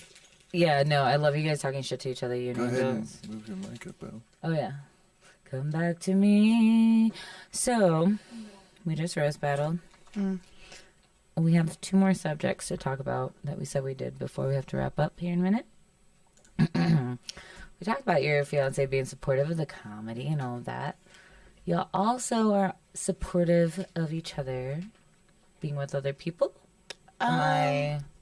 Yeah, how does that work? Am I stretching? No, yeah. I like to call it flexible monogamy. Flexible monogamy. And for you, flexible monogamy. And I've told Larry that from couple to couple, it depends on their boundaries how it works. So how, like, if you don't mind me asking without getting too personal, like, what are the boundaries with that, like, in of itself with you guys? Sure. So for us, really, it's just about, like, intention and how it would potentially make the other person feel. So, like, when we first started doing this, we first started getting together, and Ian would be on tour for, 2 months at a time, 2 or 3 times out of the year. But I liked us, I liked where it was going, and didn't want to, like, get anything fucked up by, like, making out with a girl while you're on tour. Or, like, that's nothing. But that kind of, over the almost 7 years that we've been together, just kind of progressed. And so it's, if something happens, it happens. If we bring someone home, we bring someone home. It's really just, like, we don't talk to anyone. Like, we don't have... We don't have other partners. Right. So it's more of like not something that you're seeing like a regular other people. It's just like if it happens once, whatever, cool. And when you say bring somebody home, is the other person in the house when you bring somebody home, or are they participating in, more than like a 3-person thing, or it's called a threesome? Yeah, say, Carla. If they're home, they're participating, and if not, they're not. And for you, like you mentioned, females, is it specifically, like, he's cool with you hooking up with other females, or is males, like, okay too? Well, I haven't, like, really, like... I haven't gone, like, all the way with another dude since I've been with Ian, but I've definitely, like, done a lot of heavy petting, like, done some oral stuff. I've fooled around with other guys, but it's hard. I don't know. But that's just my limit. Like, it's not necessarily him being like, no, you can't. Right, yeah. I mean, I'm sure, like, he's not thrilled, but, you know, like, who's thrilled with, like... And is that something that, like... So how do you deal with that? Yeah. Like, how does he deal with that? Like, is it something you tell him before? Like, you're like, yeah, like, okay, are you setting them up to be like, hey, I like this person, and now I'm going to go after that? Or is it after the fact? And then... Because I don't know how he likes to deal with it. Because everybody has their own love language, their own processing level, their own when they want to know about things. Yeah, so like I said, like, we don't, like, set out, like, oh, I'm, like, gonna go on a date with this person, or I'm looking, like, specifically to go talk to that person tonight. But I have told him, like, I find him very attractive, or I find her very attractive, and he's told me, like, I find her very attractive, or something like that. And so I, you know, when it really is more of a... If it happens, it happens, and we're not mad at each other. Does it happen more for you or more for him? Oh, this is something he's asked. Because I know for a fact right now it happens more for you. Or is it? I mean, I'm saying yes. I'm saying I've yes. seen Sam. pictures of your boyfriend, of your fiance. He's attractive. What are you talking about? I'm not saying he's not attractive. He has a lot of charisma. But his pickings are slim. No, he's incredibly attractive. He's a musician, though. Dude, he gets it. Like, and he's very charismatic. But who gets it more, you or him? Be honest. It's you. Him. Really? Him? Well... Wait, okay, so here's also the other question is who wants to get it more than... It's like a yes and of Larry's, like, who gets it more and who's more sought after, in a sense. Well... If I'm out, I'm really sorry, ladies of Albuquerque. I will hit on you. I will try to make out with you in the Launchpad bathroom. I'm actually a little, I will say, offended that you have hit on most of the ladies around me and not me. And do you know, last night I was straight up telling Mulkey, and I said, Mulkey, you know why I think that is, though? Because I was saying you were having a podcast or whatever, and I was like, we might talk about polyamory. I was like, and we've never hit on each other. I was like, do you know why I think we're the same energy in that world? It's like I see you doing it. It's like we're both the alpha something. You know what I mean? Like we're the aggressor, kind of like. It's you and I competing for this dating pool. Like we both saw Dulcie, and we're like, yeah, well, who's gonna get out first? Oh, my exes? Fuck! What the fuck? Oh, God damn it! Sorry, Dulcie. Yeah, Dulcie, you're hot. You know it. I'm not just like putting you down to a level, funny whatever. Again, ladies say, sorry. We're being total creeps. It's great. Let's be creeps. It's fun. So when he's out on the road, is he getting? Oh yeah, that's a good question. Yeah, no. So this whole thing started because he was touring, and so I told him, you get one on the road. Just one every time, or just one in like one. What do you mean one? Well, one, like, he can have sex with someone on the road. Like, that's what it started as. Does that happen? Yeah. Okay. Yeah. Like, yeah, when we first started dating, that's what I threw out there as, like, our options. Did you throw that option out because you wanted to, and you were just, like, kind of... Yes. Okay. Yeah, and I didn't want him to be, like, weirdo, like... Oh, I'm gonna lie to her because I, got my dick sucked in Iowa, or like I don't. What was the react? Was that a calm conversation? What was the reaction from him or you when that conversation happened to first open it up? Like, was that like a hey, cool, or like let me think about this? I think he was a little taken aback, just because I don't know if he's been used to being. He didn't see this coming. You being a redhead. Alrighty. Well, did I not see the creepiness coming? You being a bald-headed. Zing. Zing. No, I think he was pleasantly surprised and was like, "Oh, okay." And then the first like tour or two that he went on, like nothing happened, and then he went on another one, and he called me and he let me know, like an hour after it happened. What was your reaction? Well, at first time. I was really excited to hear from him because I hadn't talked to him in like a couple of days. And then he was like, yeah, like, no, super nice, but I just wanted you to know that I did it. Like, oh. I was excited, and then yeah, like there was definitely like a little bit of a drop, because you always want to be your partner's number one, but I feel like a little bit of jealousy goes a long way, and it can go a long way in a good way, and I like really at the end of the day, it doesn't matter. Like, I want to get drunk and make out with that person at Launchpad. Ooh, I made out with a dude. I made out with Tito. Wait, Tito?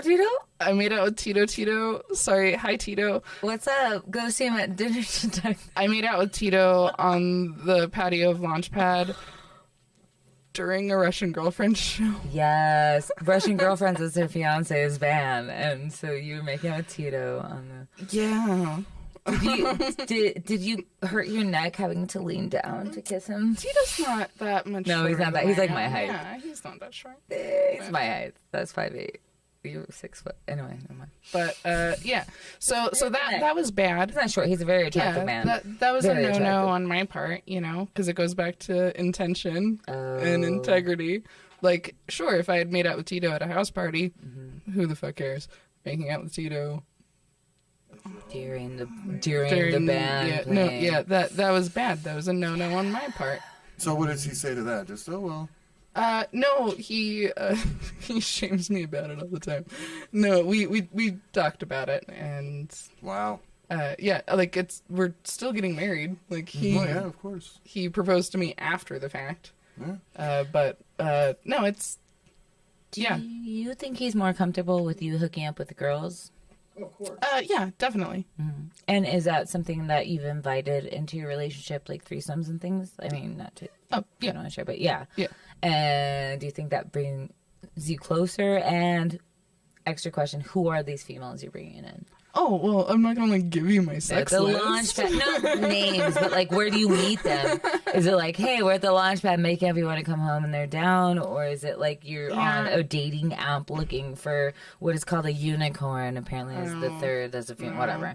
Yeah, so Ian had this lady friend that he met while he was touring, and she came into town and ended up kind of like staying for a while, so he had a living girlfriend for a little bit.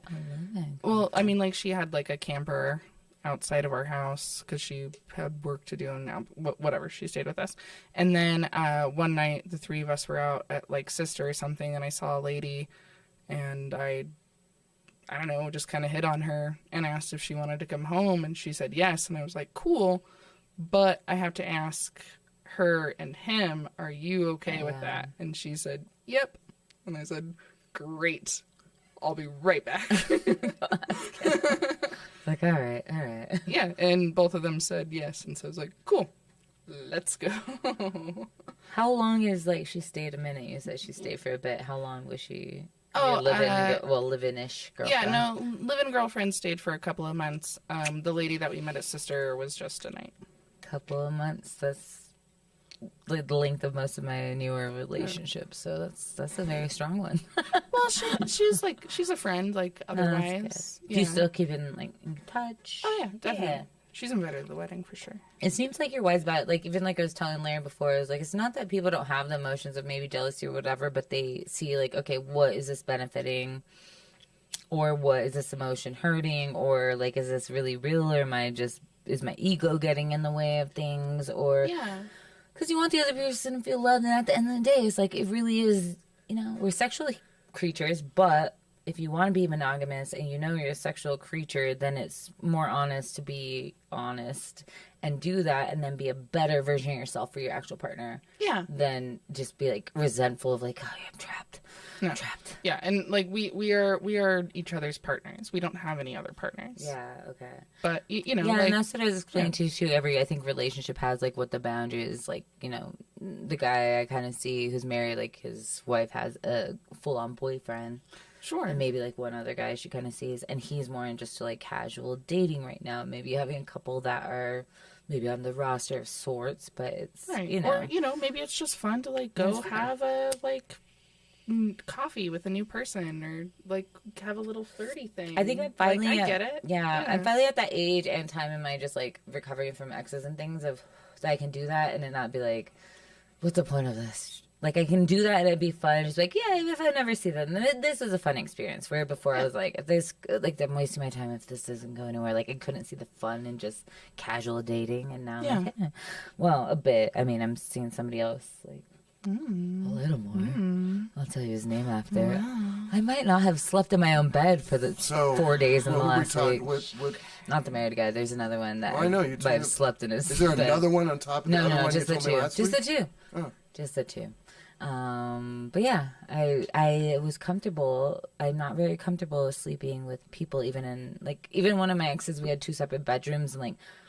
4 times a week we'd sleep in the same bed, and then like 3 other ones I was like, I need my space. That is so interesting. We were for like 5 years, and only I guess 3 of this we did this, but we switched beds, or we, you know, he had his office in his room and his thing, and I had my own shit in my room, my candles and my my cool shit, my vanity, but it worked, and I like that better. And did you guys have opposite sleep schedules, or you just really wanted like your own room? Sometimes, yes to both. Like, sometimes, I mean, he was on tour a lot too, but then when he was in town, sometimes he worked overnight and would get home till 4 a.m. and then I left for work at 5:30 a.m. to work at a coffee shop. And then I'd get home and I'd take a nap, and then he would go to work. It was just like this whole thing. So it was out of respect of our sleep schedules, but then we realized it just worked even when we had the same schedule. I was like, I need my space. We were both weird. Not that it matters. crazy. We were just both like weird Aquarius. We're like, we're aloof. Just, I love you, but like, I'm going to be over here a little bit. But yeah, so I had slept without white noise. Carla's crying. Without white noise, slept next to somebody for a full 6 hours without waking up and being like, and like I sometimes can't have somebody holding me while I'm asleep. It's just like this weird, like I don't know, but I felt really comfortable. It's not like, oh, I'm falling in love. I'm just like, I think I'm growing, being able to just be comfortable with my body and around What's people. going on with the married dude? Congratulations. He couldn't hang out yesterday, which is usually our hangout day, but they got Van Gogh exhibit tickets. Yeah, and I guess it was like that was one of the only days they could get him.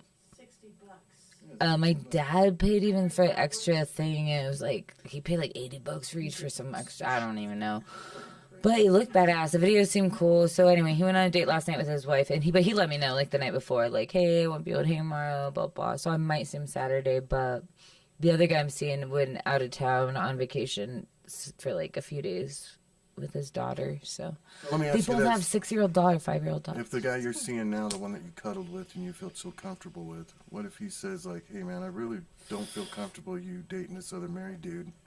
Okay. And it came up, didn't it? Because I could tell by your face. No, it hasn't come up yet, but I talked to Amanda, Robert Eister's girlfriend, last night.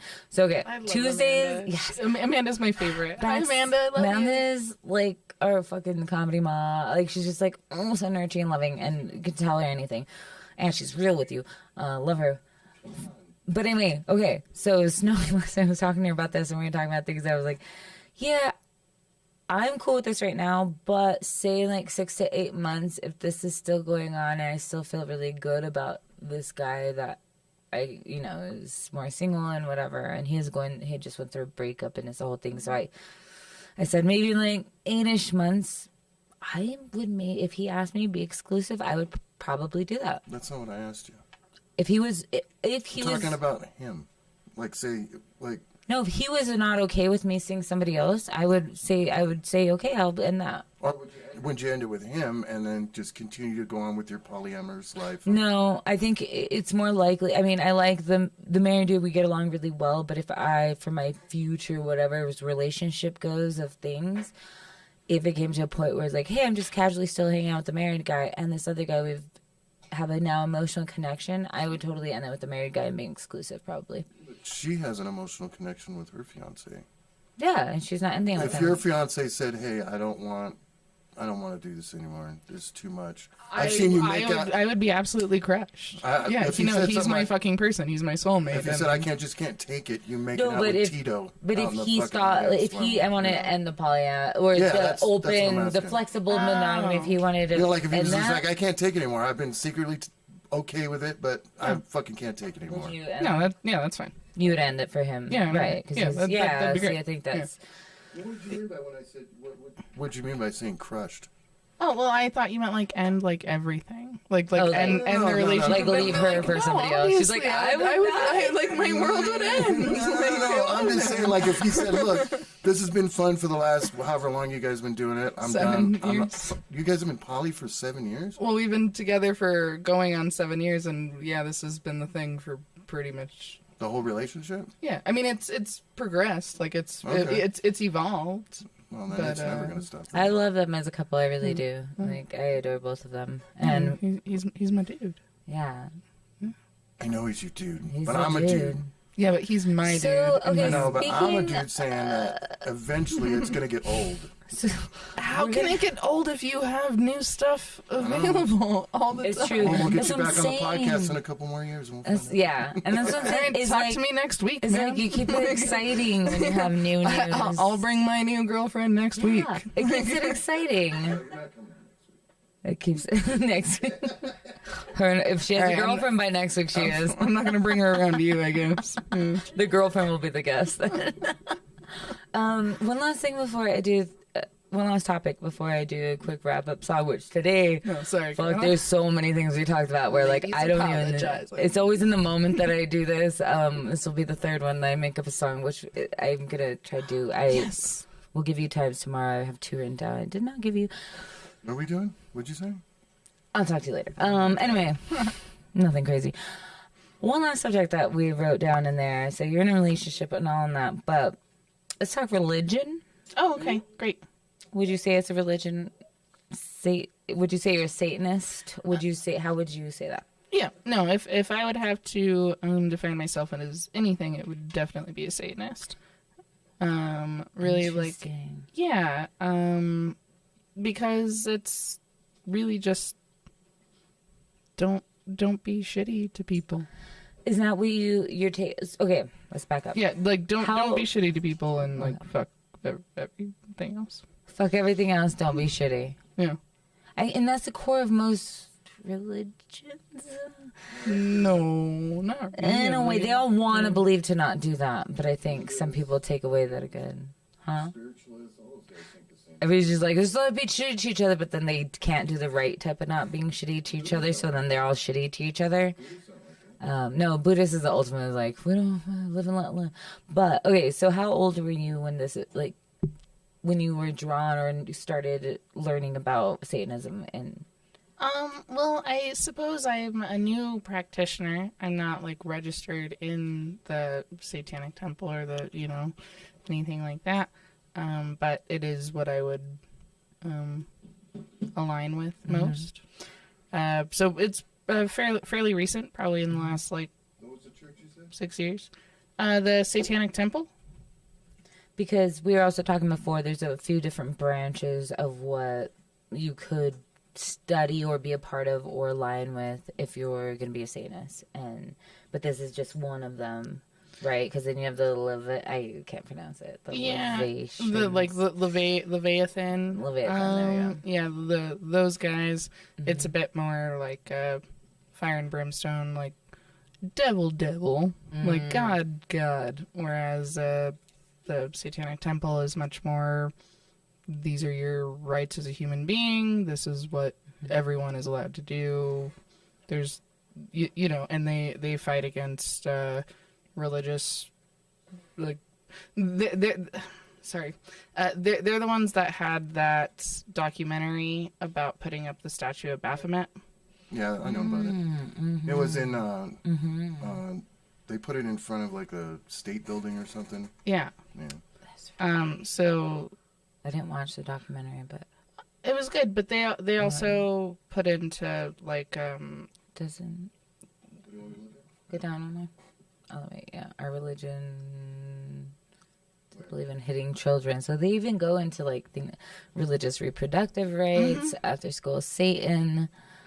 Yeah, like they want. I said that and it seems so normal, but I'm sorry, I don't mean to like. No, hey, anyway, it's after great. school Satan They sounds like a band. Like, they want your children to read. It sounds like a screamo band. After school Satan. They want your children to read. They want people to wear condoms. They want people to be able to worship you whoever they want to worship. You got to be able to get them in government. Yeah.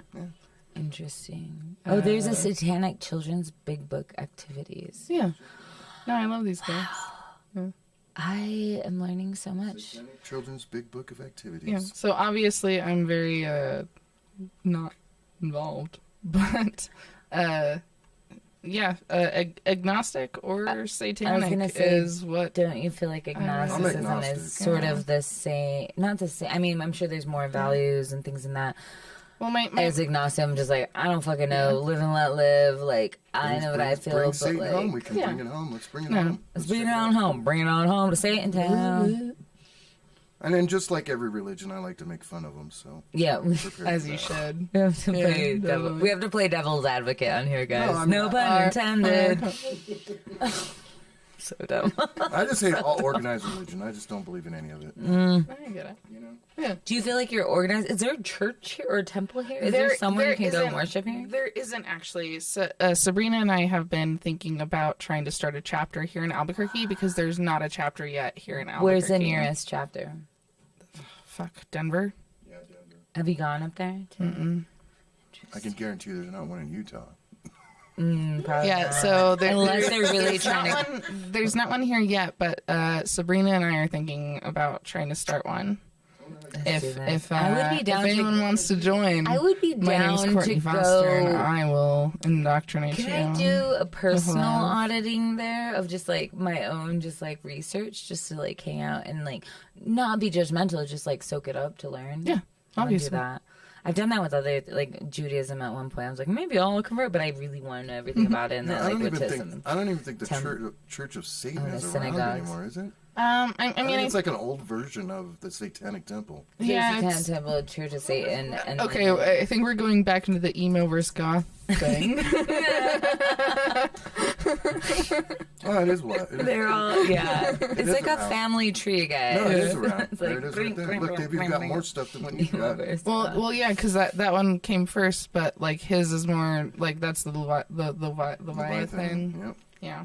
What was your Fucking stutter again. Sorry. Brian Tickler, yeah. Brian Tickler. Brian Tickler, the tattooer. He, Is that his real name? He was pagan. He was pagan. Like But he was also poly pagan. Him and his wife were always fucking other you people. with my needles. Can you put Founded a in picture on your butt? 1966. Oh shit! By Anton Levi. Wasn't Levi. It's Anton. I said Anthony. Wasn't before. that around when like Mormonism was also created? No, that was No, this further was back. back in 1990 or 1966. 66. Yeah. 1900s. I remember as a kid. You ever watch Faces of Death? They always showed. Looking young. Did you ever see Faces of Death? No, thankfully I never did. They have a section in there of like these church dudes all sacrificing shit. Yeah, Are you sacrificing stuff? What have you sacrificed? my time, my youth. I don't know, man. No, I'm not like killing things. I don't know. Like I killed a plant on purpose once. So there's no rituals or anything like that. Well, that really is more pagan or Wiccan, more ritual based. I mean, don't get me wrong. I grew up with those with that background, so I have like a lot of like witchy shit in my house.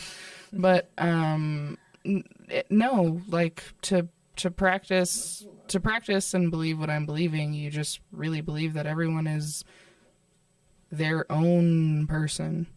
And if you do shitty things to another person, then you get shitty things brought on you, and like just Yeah, it's basically like the way you run your life. It's weirdly like Buddhist in this weird way. It's Buddhism, but with it's Buddhism with like a fuck you. Yeah. It's like He's like the punk rock Buddhist. Yeah. That's exactly it. Yeah.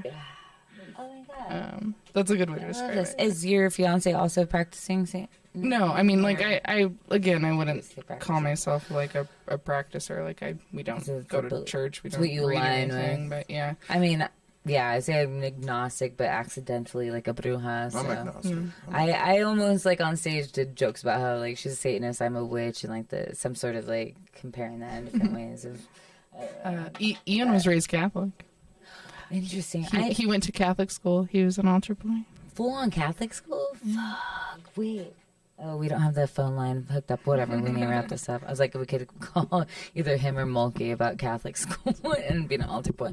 Another time, both my parents were altar people. Even my mom in Mexico is slim pickings, so she had to be an altar boy.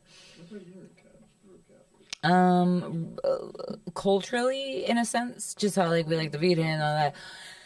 But raising us in national parks, there were no churches, so my parents kind of started to let go of that and being away from things. And my mom leaving Mexico, they like became more agnostic. And then my mom tried a lot of different religions, but then ended up being more just spiritual of like teacher. I guess more agnostic too. My dad is now agnostic as well. I believe I want everybody's beliefs to be what ends up happening.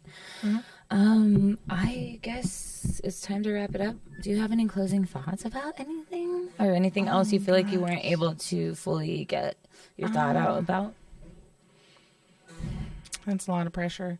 I'm sorry. I wasn't prepared for this. I'm going to awkwardly tune while you think about it. Women apologizing. Yeah. All right. So let's talk about that. How are you, buddy? Women out there, stop apologizing. I know that you feel like you have to, but you really don't. Because we just hugged each other. We didn't apologize. Yeah. We thanked each other for a great battle. Yes. Ladies just like to touch boobs. Yeah. Oh, I mean, also, touching boobs is awesome. If you get the chance to consensually touch a boob, please touch that boob. Do it. They're all Take that chance. Any boob, any size. It's amazing. There was somebody at the show. In El Paso, at Max Downtown. Again, shout out to them. I think it was the host that I hugged that had a big. There's an echo in my mic. Cool. Yeah, that was cool. There's a lady with big boobs. Boobies. And she hugged me. And her boobs went between mine. It felt like fingers linking. It really felt like our fingers were linking because her boob, her one boob went here and one here, and then we hugged and it squeezed them together. It was the weirdest sensation I've never had before. It made me really I didn't say anything about it, but it was really funny. I think it was Leah. You were thinking it. I think it was Leo Martinez, our host, that hugged me, and I was like, oh, our boobs interlocked. It was amazing. It was great. Not even a hitting on her way. It just was like a really new sensation. I was like, never had that. And to be fair, I don't use much, I have underwear and not much padding, but I usually have more. And that one was just like a sheer, no padding bra at all. And it was like, oh, we're squishing together. Yeah, squish it. Yeah, squish it so good. Should I find?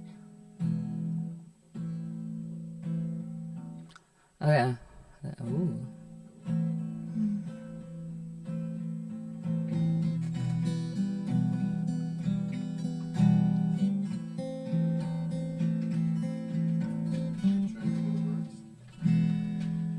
I'm just thinking of chorus now, too. Okay. Thanks for watching the show. I had Courtney Foster on. We talked about Satanism. To each their own. Open monogamy, be flexible, be like boobs linking. Ooh, she's a ginger, sometimes she sweats, sometimes her face turns red, sometimes her nose bleeds. I'll take my shirt off and wipe up your blood, Courtney.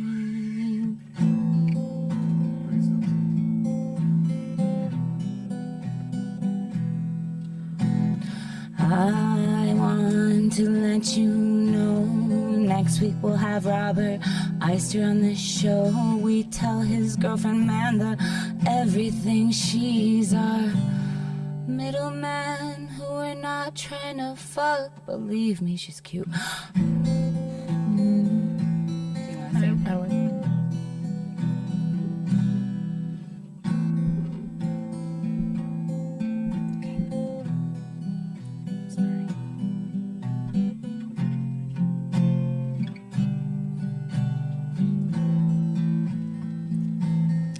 Courtney Foster,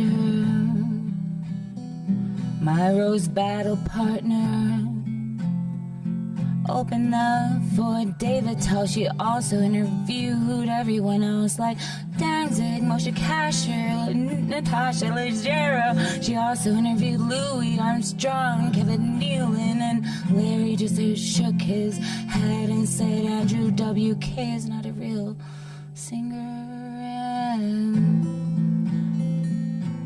sometimes we go on tour and we let our partners fuck other people. Speaking of, listen to Russian Girls, a really great band. Hi, and Russian Girlfriends, thank you. We didn't get to it, but Courtney is a host on Tell ABQ. Watch and listen, download things. She used to write for the Alibi, and then that died just like her eyes. Her soul was sold to the devil, right? Is that Satanist? I don't know anymore. What did we talk about? That's Buddhist. And I almost was into Judaism, but they wouldn't accept me. What? Roasting. Rose chords. I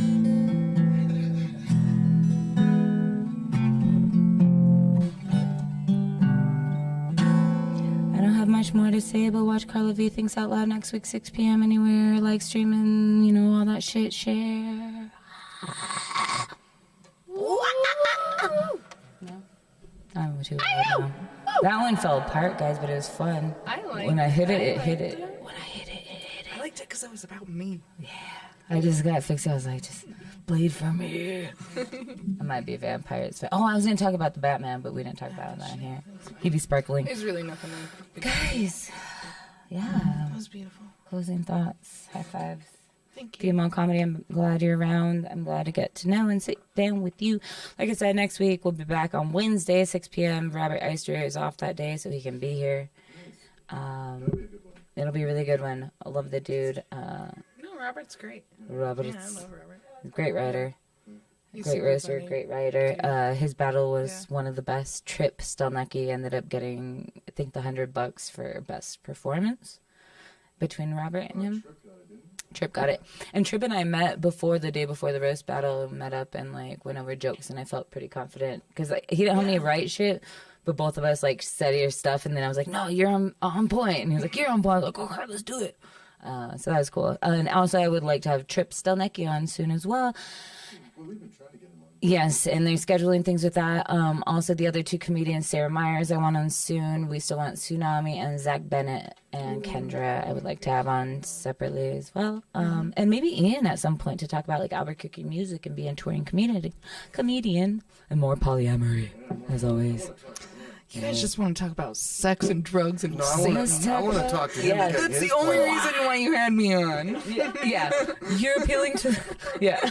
Well, the only thing I wanted to have you on was for Satanism, but when I found out you talked to Kevin Nealon and everything, I was like, oh, I need to. The hashtags will be great for this. Okay. Satanist, polyamory. No, we need to have her fiance. Kevin Nealon. Yeah, we need to have Ian on. Ian's rad. Because remember that married dude said he was going to come on, but He can call in probably. He's talking to his wife about maybe coming on, but maybe doing just audio so that like family can't see.